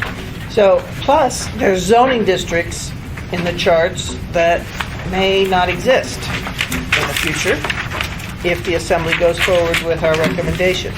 So I've talked to staff and I've recommended that we just put those charts aside for now and we'll deal with them in a way that integrates whatever decision we've made now. So skip 5.1. Oh, that was a big deal for that. That was an easy way to do that. Yeah, that's an easy way to do that. Child care standards. Terry, this is one that I submitted based on a comment that a lady from the health department made to me last year. And so I'm really fine with staff recommendations. Basically, the issue was if you have a child care center that's in a middle of a mall or in an area that's already developed, you really need the landscaping and the snow storage. How are you going to do it? Right, so that's what this is. So, thank you. On schools, I spent some time talking to charter school parents over the last week and discovered that multiple charter schools cannot meet this standard now. And they are very, very unhappy with this standard. So what I would like to do, if I could, is to add variance language so that if you've got an alternative or charter school and you want to put it downtown or you want to put it in a weird building, it can be the issue can be talked through. But right now, the way this is, it's going to prohibit schools from happening. Is there a type of variance? Is it the ability for a variance process? A bit for variancy to exempt out of the place-based language. If they need to give a rationale and talk about that, but my understanding is Winterberry didn't even have. They didn't. At all. And Eagle Academy now has a little tiny leased space and they can't meet this now. Where is Eagle Academy? Eagle Academy is in my district. It's in a skate station, the old skate station building, and it was an auto dealership building after that. So it's too difficult. That's doable because for Winterberry, we looked at alternative means for recreational for those children. Okay. We want to encourage these schools we can. Exactly. Put restrictions they can't meet. Okay, so anything else on 5.2? Okay. Could I just ask quickly, what's the relationship of the school district to this standard? This standard is far below what the school district. School district requires as schools are it going to goes. have way more than this. This- But when they put their stamp on Winterberry, don't they also talk to No. those people about placemates? They're The just gotta get the state building from the doesn't school. give any money for construction of charter schools. So charter schools are, Construction. But when they go rent, it's still, they've got to take it out of their per pupil allocation. I'm So, sorry, I'm talking about standards, school district standards. no, they don't apply. No standards for charter schools, right? No, that's not true either. The construction of the site doesn't have to meet state standards. Okay. Also, this applies to private schools, and there are many private schools that don't meet this, and I have a new one that just started in my district that won't meet this. But, and I think with the school district, what they do is they allow in the charter school program for other various physical activities. So they provide the physical activities, it just isn't they provide the playground. Okay, folks, I typed up a list of, that looks like this, that was my response to staff.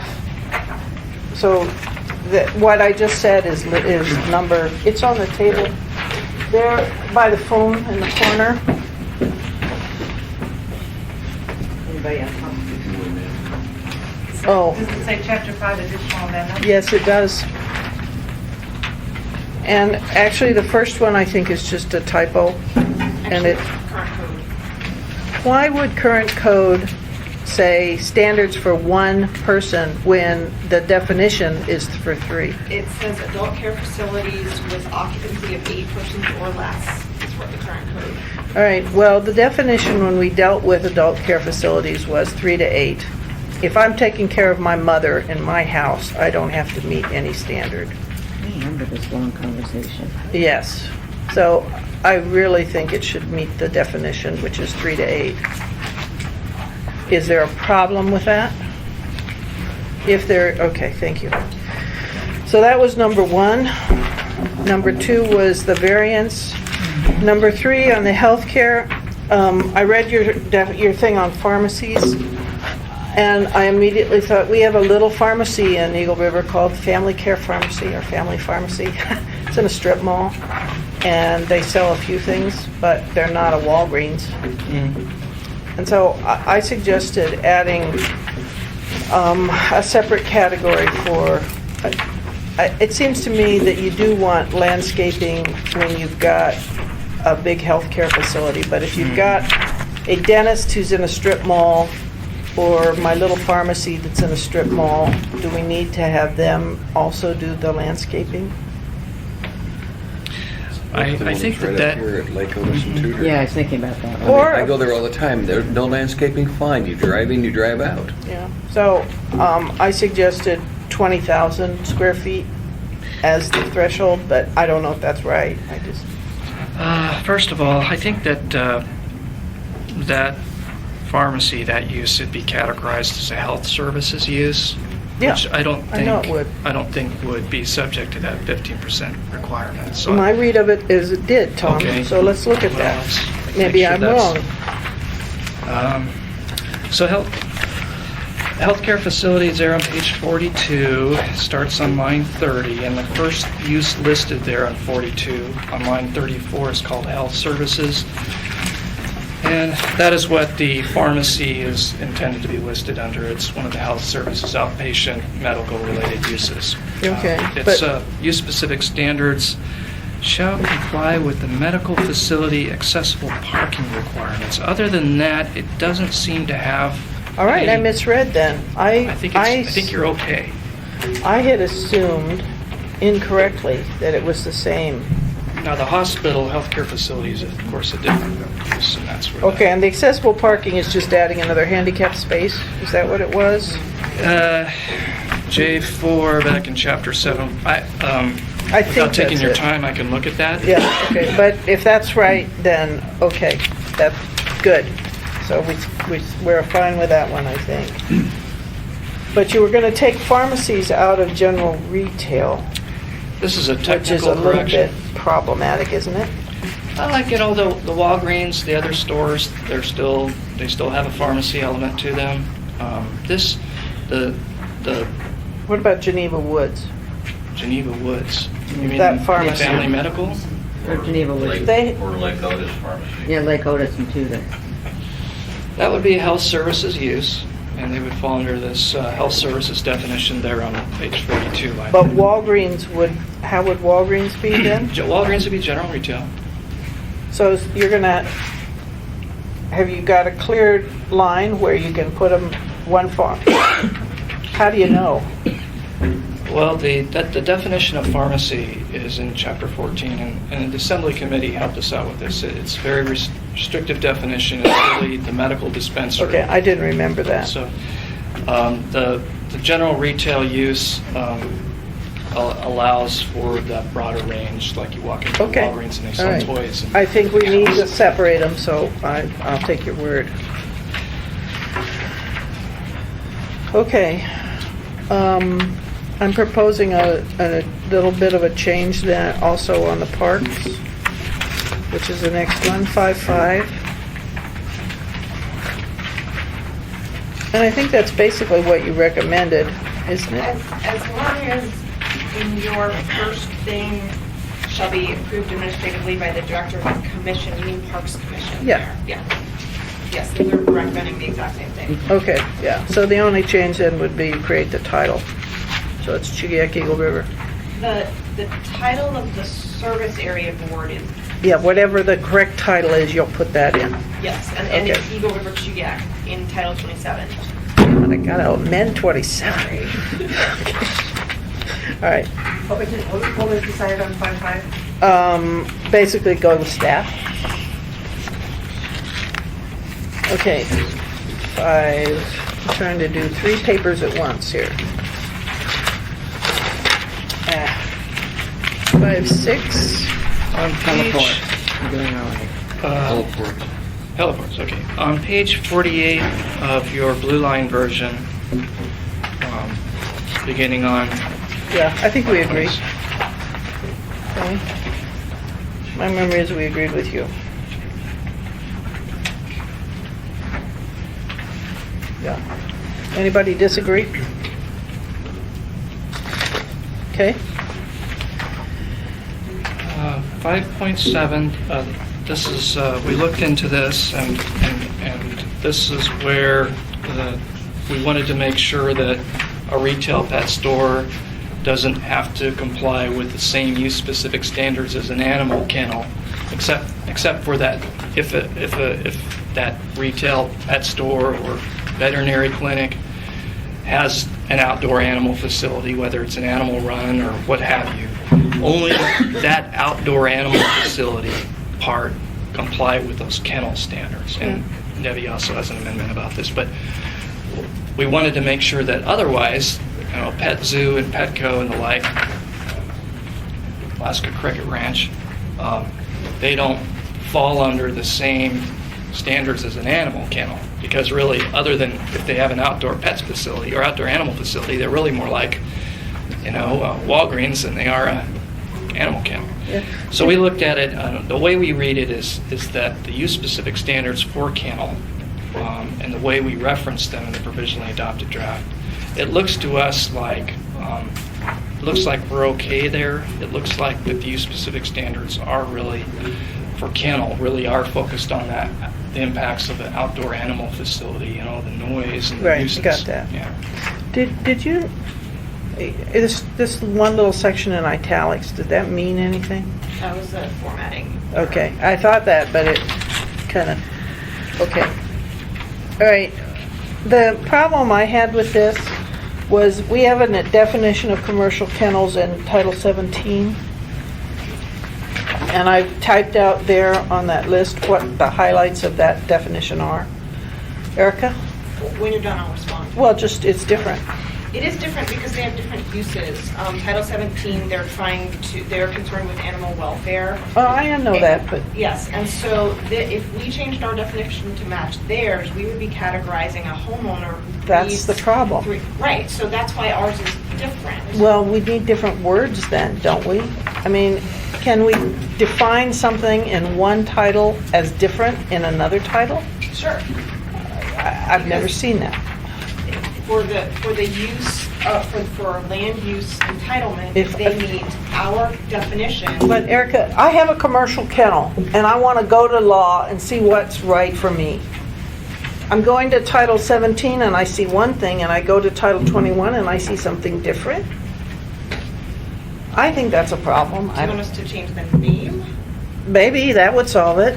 We can figure that out. Okay, thank you. Something, so it's not so confusing. We'll change the name. All right. That would be a terrible phone call from a constituent. Well, this is a big deal for mushers too, because the way, I mean, I've got, yeah, Give a little more. Yeah. I have a lot. Yeah. Yeah. It would be a headache for Debbie and I. Big time. So I want to see what the new definition is. The other thing, on page 60, excuse me, I'm going to leave in just a few minutes.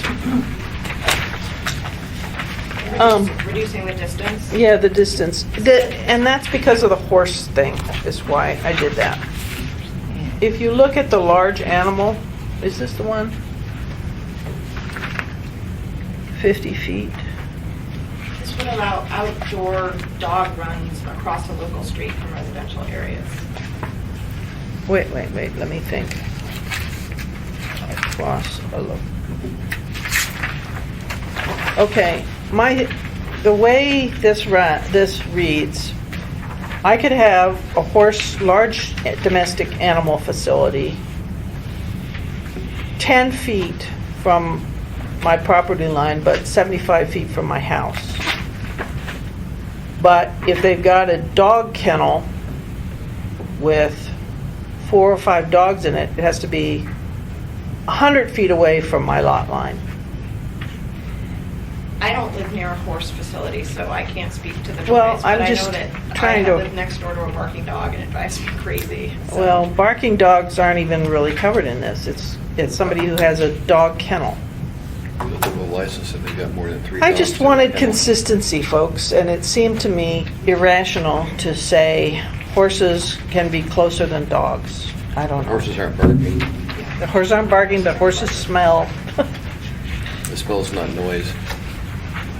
Okay, well, Actually, horses aren't dogs. I know horses aren't dogs, folks. Give me another comment besides that. Are dogs worse than horses to be living next to? I mean, Well, I calls don't I think get, so, but yes. noise. Yes? Yes. Wow. Calls I get. Okay, I will then just leave that alone, though I think it's still too much. Can't wait for you to have that miniature horse. Okay.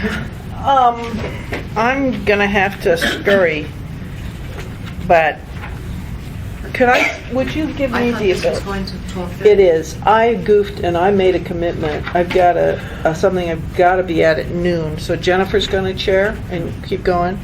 But I wanted to ask if you would mind if we talked about ADU before I left, which is skipping ahead one.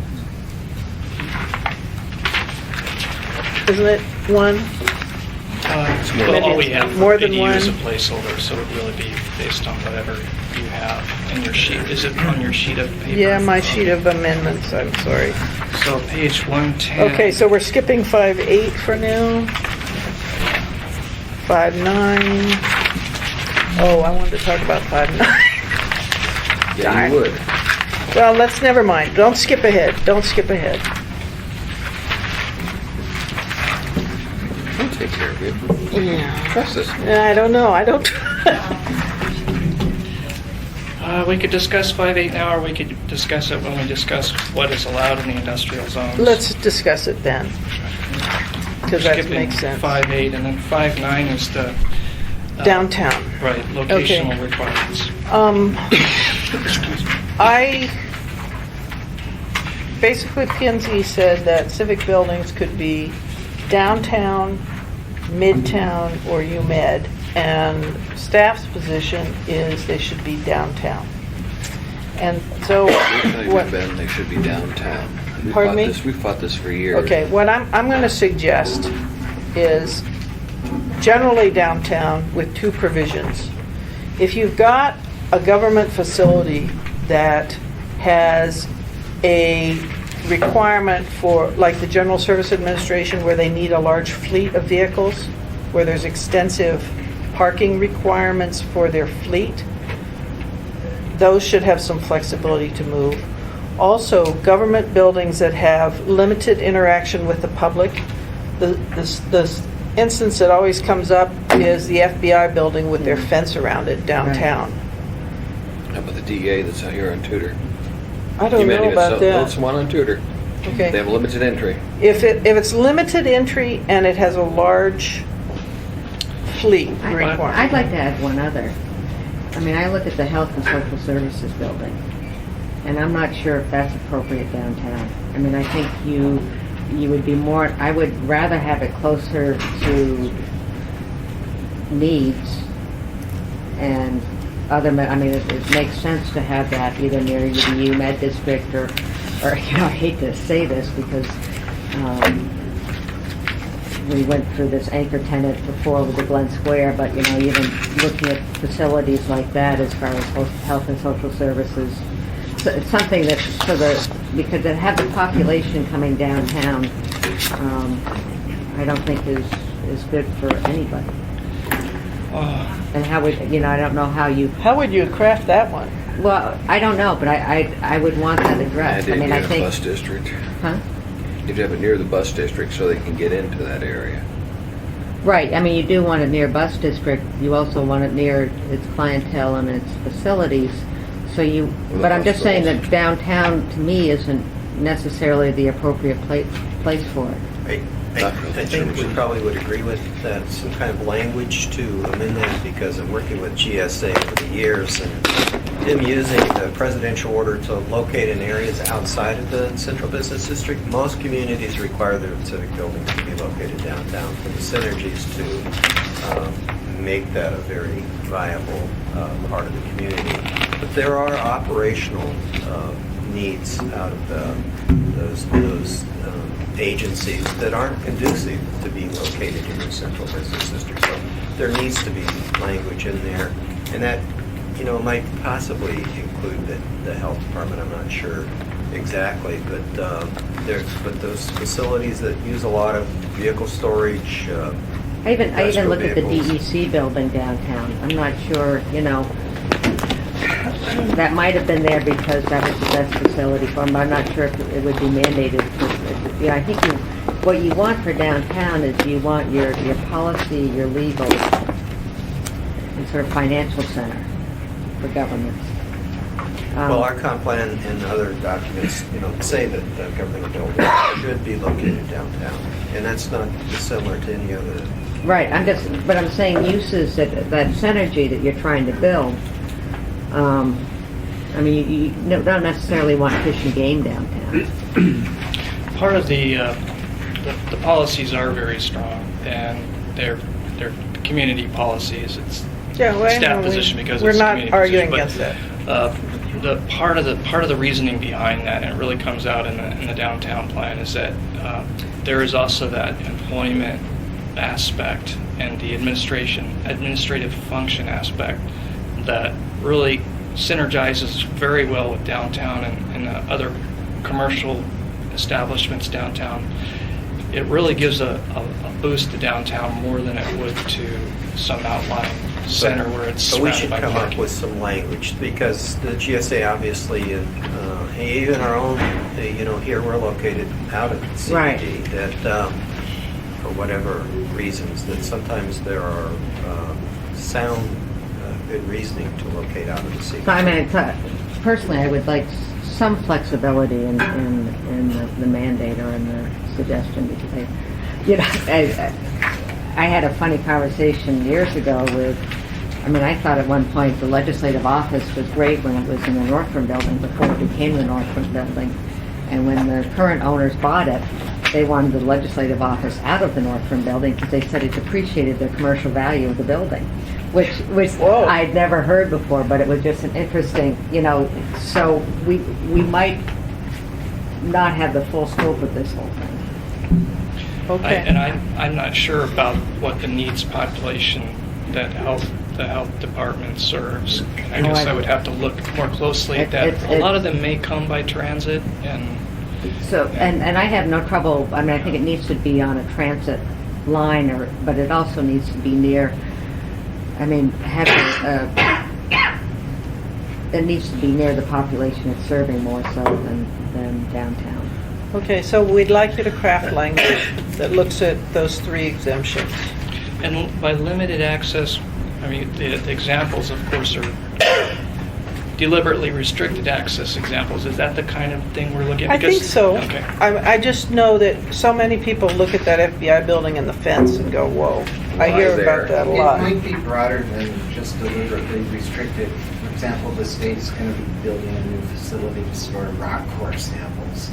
It doesn't need to be downtown. Yeah, in the provisionally adopted language, as well as the some of the language that we're going to see later in 5, covers those satellite facilities where, Yeah, it's it not does allow the- satellite yeah, facilities It's not a, as an exemption. yeah. The other interesting thing about government buildings downtown is the security of government buildings downtown. You can't have parking near federal courts and federal buildings. I mean, it's just I'm just throwing it out as something. We don't have parking downtown anyway. except for the Right, parking but you structure.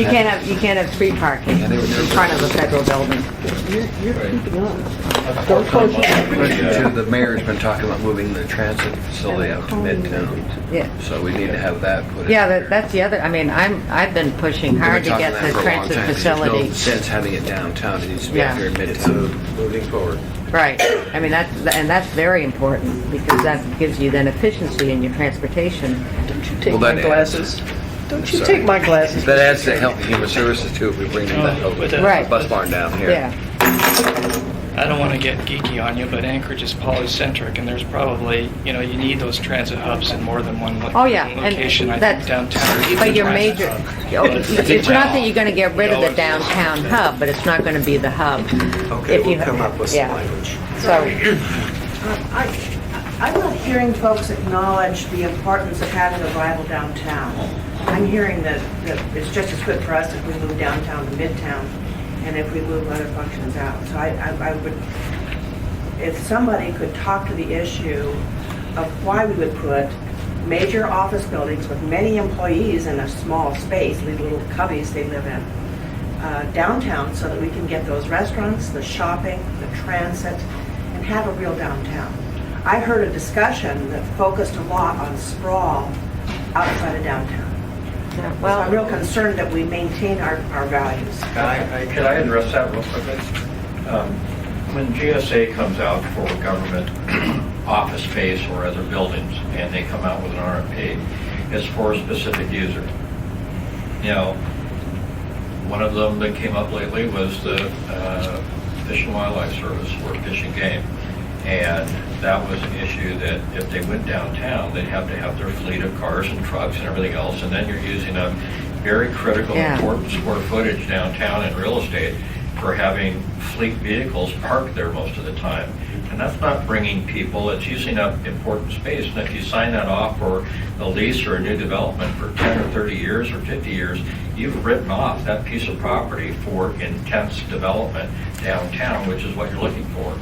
So it really depends on the use. If it is a government use that's got a lot of office in it and a lot of people in it, and it makes sense to be downtown, it should be downtown. But the Coast Guard with a bunch of secure facilities and communications gear and all kinds of stuff, does that need to go downtown? I didn't hear the distinction. I was hearing arguments against office space. No, you weren't. No, but because right now, there's basically in code and the direction is that if GSA wants to go anywhere else but downtown, they have to make a case for it and explain why. And that to them has been a hassle for a while.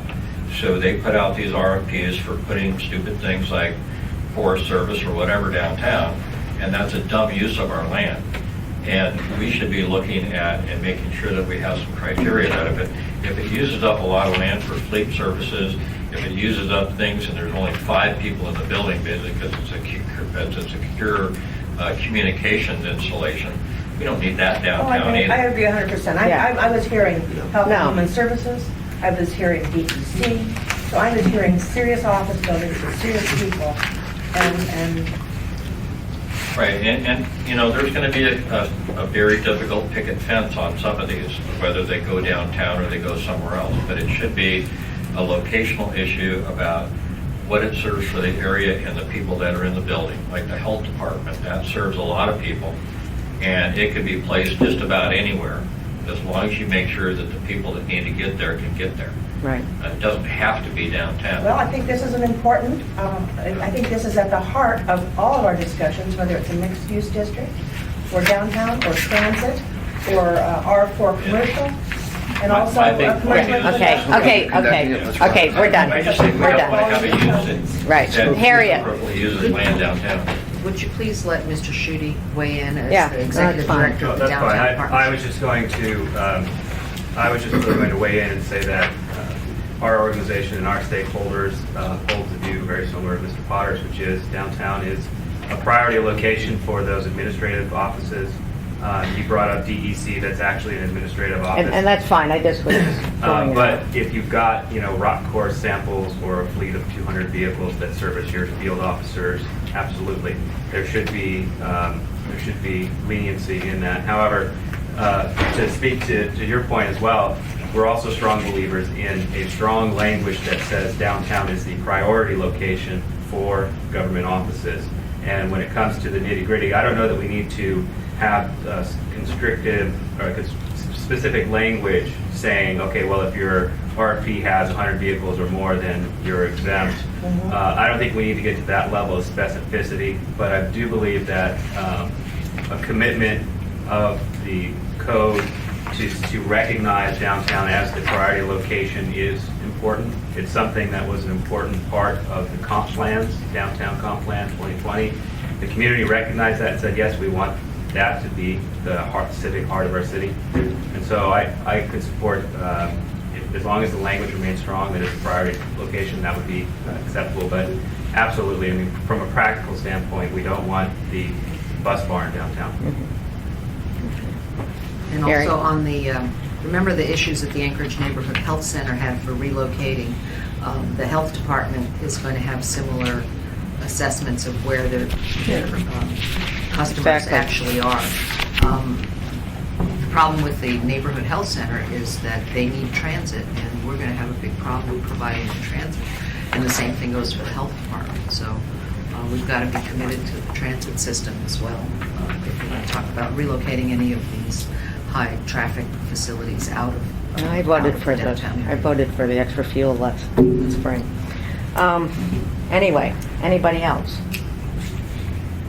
Let's do chapter 5. Okay, well, we're on chapter 5, we're on 5.9. Do you want to come back and work with us as far as some We'll come up language? with some additional language. With some additional language that we can sort of address some of the things we talked about. That'd be great. Okay, 5.10. 510 is a helpful suggestion comment that the municipality received during the Planning and Zoning Commission public hearing process. It helped basically clarify the boundaries between three use types with very distinct parking requirements from one another. And we recommend that basically as the commenter suggested, the recommendations here on our page 21 to help our applicants and our land use front counter reviewers clearly know when one use is another. And it really does help us administer the different parking requirements and any other use standards applicable to those. Does anybody have any comments? Makes sense. The different different parking requirements.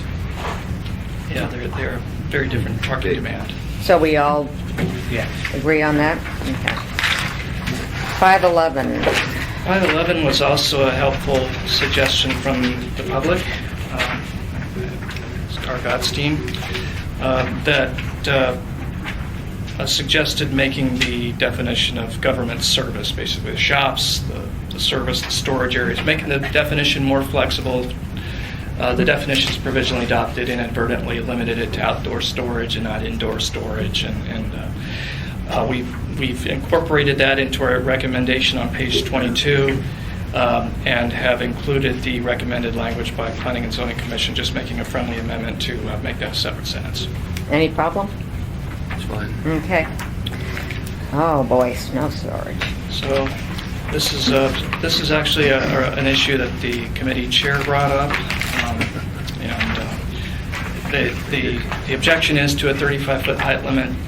The department reviewed that. We generally agree that 35-foot height limit for a snow pile and snow storage facility is too limiting in many locations. We recommended we recommended amending it so that we still get those buffer transition to residential neighborhoods next door, and otherwise allowing the snow pile to be the height allowed for structures in the district. So for example, in PLI up to 75 feet, in I-2, I don't believe there's a height limit. In I-1, I think for industrial non-building structures, it's If I remember, the reason we even came up with the 35-foot limit, we were talking about the piece of equipment going up to that. I think there's some salt loading issues. there are environmental problems with going above 35, and it's the salt loading issues. It's so there are issues with that. What we've recommended here is a compromise to protect some semblance of that with protecting the surrounding uses. There are conflicts that occur when we do allow, the very high snow piles right next to residential. Right, right. Any comments? No, I'm good. So it'd be 35 feet next to residential? Within a certain distance, so yeah. Yeah. Residential. Okay. Because now I get a lot of calls on the snow dump, as we all do. Worried about are they ever going to melt? Yeah? I was just wondering the impact of this at the American Landscaping there at 92nd C Street. Their snow goes on top of the hill. Well, So already they're about 25 feet and they're within 500 foot of the residential district across. But it's across the C Street, right? Yeah, it's R5 over there. So now the municipal dump, snow dump, just 3 blocks down the road on the west side, you go 35 feet, but he's going to be restricted to 20. Well, we measure height from the elevation. So if it's on a hill, the elevation we measure from to measure height will simply be higher. So the topography it's on doesn't play into this. So this was approved as written. Can I just make a quick suggestion? I didn't see this before, but in another situation where we had something as measured a distance from residential, we said unless it's across a highway or the railroad, I think, because it didn't really make sense to have that limitation. If you're going across the Seward Highway, who cares about the residential over there? So could we add that language? I think that'd be good. Anybody? Yeah. No. Great suggestion. Okay, Debbie had an ADU suggestion. This is the last item on our sheet of paper. Right. First. And I think this is for on the hillside in Eagle River where we have the larger lots.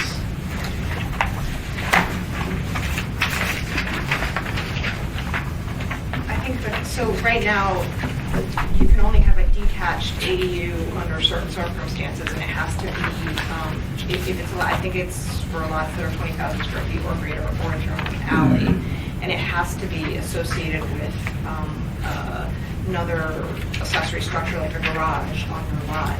And the reasoning for that is the community has been very sensitive to this sense of duplexing single-family areas. And so, you need a certain lot size to add a complete second dwelling unit. But the comp plan says, accessory dwelling units are a good tool to help people stay in their homes, to help them take care of elderly relatives, that sort of thing. So we support allowing, ADUs, which are essentially a second dwelling unit, when you don't have that underlying lot size that would allow you just by right to put on the duplex.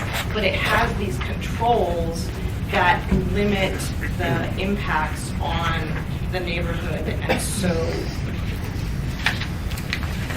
we don't generally support just allowing a complete second structure of a dwelling unit that isn't associated with some other sort of normal accessory structure. And I'm just looking at her, line 46.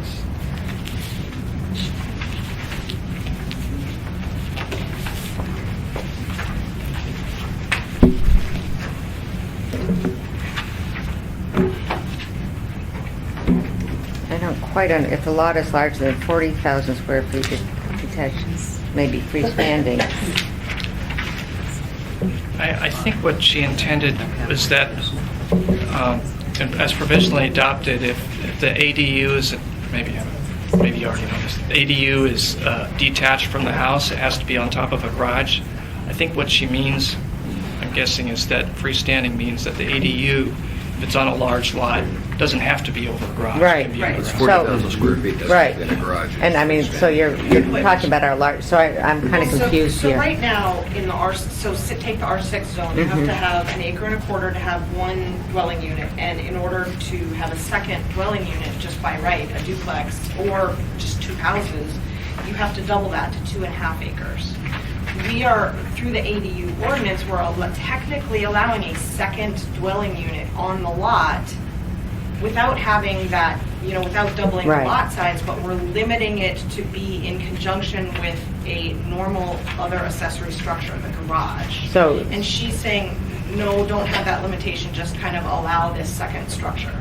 And I was thinking up on the hillside, there was an ordinance passed where you had a separate structure, an ADU. Am I wrong? I'm just, Well, you can have ADU in the R6 district, but that Debbie basically wants to allow a second structure, a lot 40,000 square foot and larger, without being associated with an accessory use of the garage. But we can, Erica's the most familiar with the ADU, but you can have an ADU in the R6 district. but I thought on the acre and a quarter lot, am I wrong? Well, you can have one, but it either has to be part of Per- your principal but it- structure or it has to be associated with your garage if you have a detached. And in essence, this would, theoretically, I'm not sure, Connie, I see you wanted to speak. Yeah. Connie has experience in large lot rural. I'm not sure, they would have to be, it's a lot, so it'll have to be financed together. I'm just not quite sure how the lending institutions are going to be looking at that if you've got two separate mean, like- structures, but I We- just don't know. We have a house with a garage, and then we have this barn that came with the place. Could we build on the barn? Accessory structure. Yeah. What were you gonna, Well, what I was going to say is I think Debbie's intent is, in the Chugia Birchwood area, and maybe that could be part of Chapter 10. But as it relates to the Anchorage Mall, I think it's problematic because up on the hillside, you have a number of home sites with homes that are, an acre and a quarter. That's sort of a standard to have an acre lot. And some of these developments are older and are not going to address the potential limitation of limiting it to just one single-family home with an attached or a detached garage. So if you pass this, what's going to happen up on the hillside is that you're going to have a lot of subdivisions that were initially built as and perceived as being single-family residences, and now you're going to see these other single-family structures pop up on these lots, and that is going to be very problematic. so Erica, will you work with Debbie on this to see if we can solve, because I see an issue.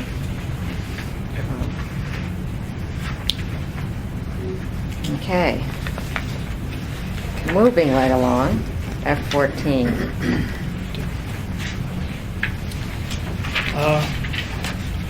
Debbie asked a question about a proposed amendment that came from the Department of Administration, approved by Planning and Zoning Commission, is that the addition or removal of a drive-through is a change of use. The amendment's in your blue line version on page 116, lines 5 and 6, and it appears in red text. And so this is basically just a response, what happens when it's considered a change of use. So it's the recommendation here is to support, the department's recommendation is to continue. Basically, we explain what happens, and we recommend supporting this amendment going forward, just with a clarification that we found would be helpful when we discuss this with land use review staff, is to place the word physical in front of addition, so it would then read the physical addition or removal of a drive-through. So if someone's just shutting down or reinstating their existing drive-through facility, this doesn't kick in. But what happens is if they actually physically change their restaurant to become something different, then it would kick in. Then it would kick in. And then the long and short of it is that it just makes sure that they receive a review for compliance with the zoning ordinance.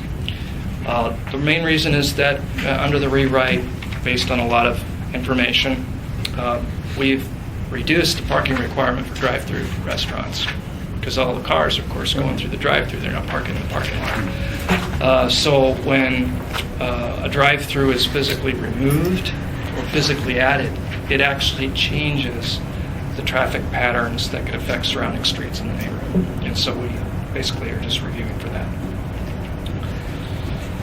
Any comment? No. Okay, 5:15. This is Debbie's miniature horse. Request that we hold this for when she's here. We developed this at her request, but our zoning enforcement manager is extremely concerned about this, and I didn't think we'd get to this today, so I didn't ask him to show up, but Okay, we that's can have fine. him come next week. That's fine. Let me ask a question on this one. Is there any requirement that the mobile home owner owns the lot? Because most of the mobile parks are not owned by the mobile home owner. They're rented out to them. So is there any way to deal with the concerns of people who own the mobile home parks if in fact we're going to allow small animals to be lodged there? And then my other concern is, are we going to have a corridor for the bears? Is it coming for dinner? Well, there are very few mobile home parks with the property, and they own the lot. The majority of them are large parcels that staff has concerns with the chickens in the mobile home parks, with separation between structures. It's very tight already, and we would probably, on a conventional mobile home park, not recommend that there are chickens in there. And I can imagine through a lease agreement that the owner could place restrictions above and beyond the code. I mean, if the owner wanted to say, you can't have chickens while you're, leasing my land, they could do that. They want a corridor. Because they're worried about all the chicken coops and the mess that's left behind. Because many times people either sell their trailer and don't deal with the owner of the land, or just haul it out of there and leave behind whatever's left. But Debbie's going to have some issues with this. So F16.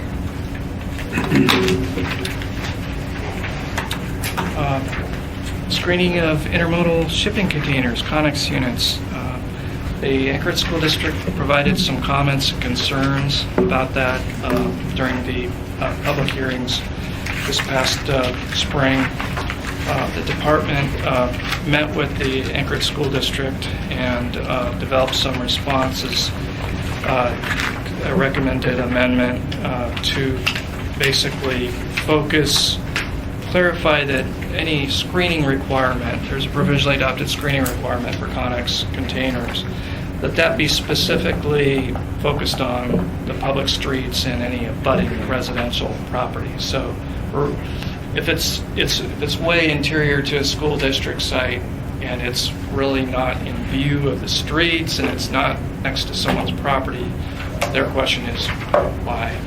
And we agreed with them, and so the recommended amendment on page 28 is on the first 3 lines is changing the requirement from being on all sides to on those sides abutting public streets and residential properties.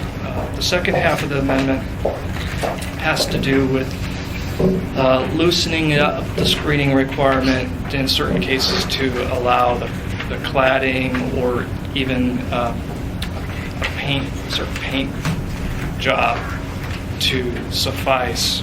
And it's been a little while since I looked at this, but basically I think that there were concerns that fixed landscaping could impede access or requiring a different kind of siding on it would interfere with the potential ability to move it around. So what we are recommending is that there is an option there where the Connex may be moved around, that there's an option for paint. Okay. Any comments on our project? So, there we are. And till we meet again.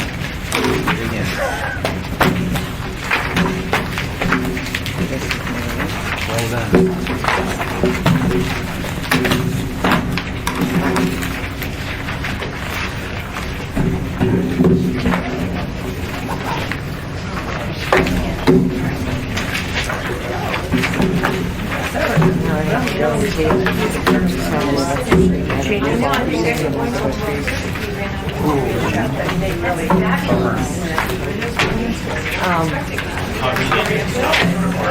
Thank you.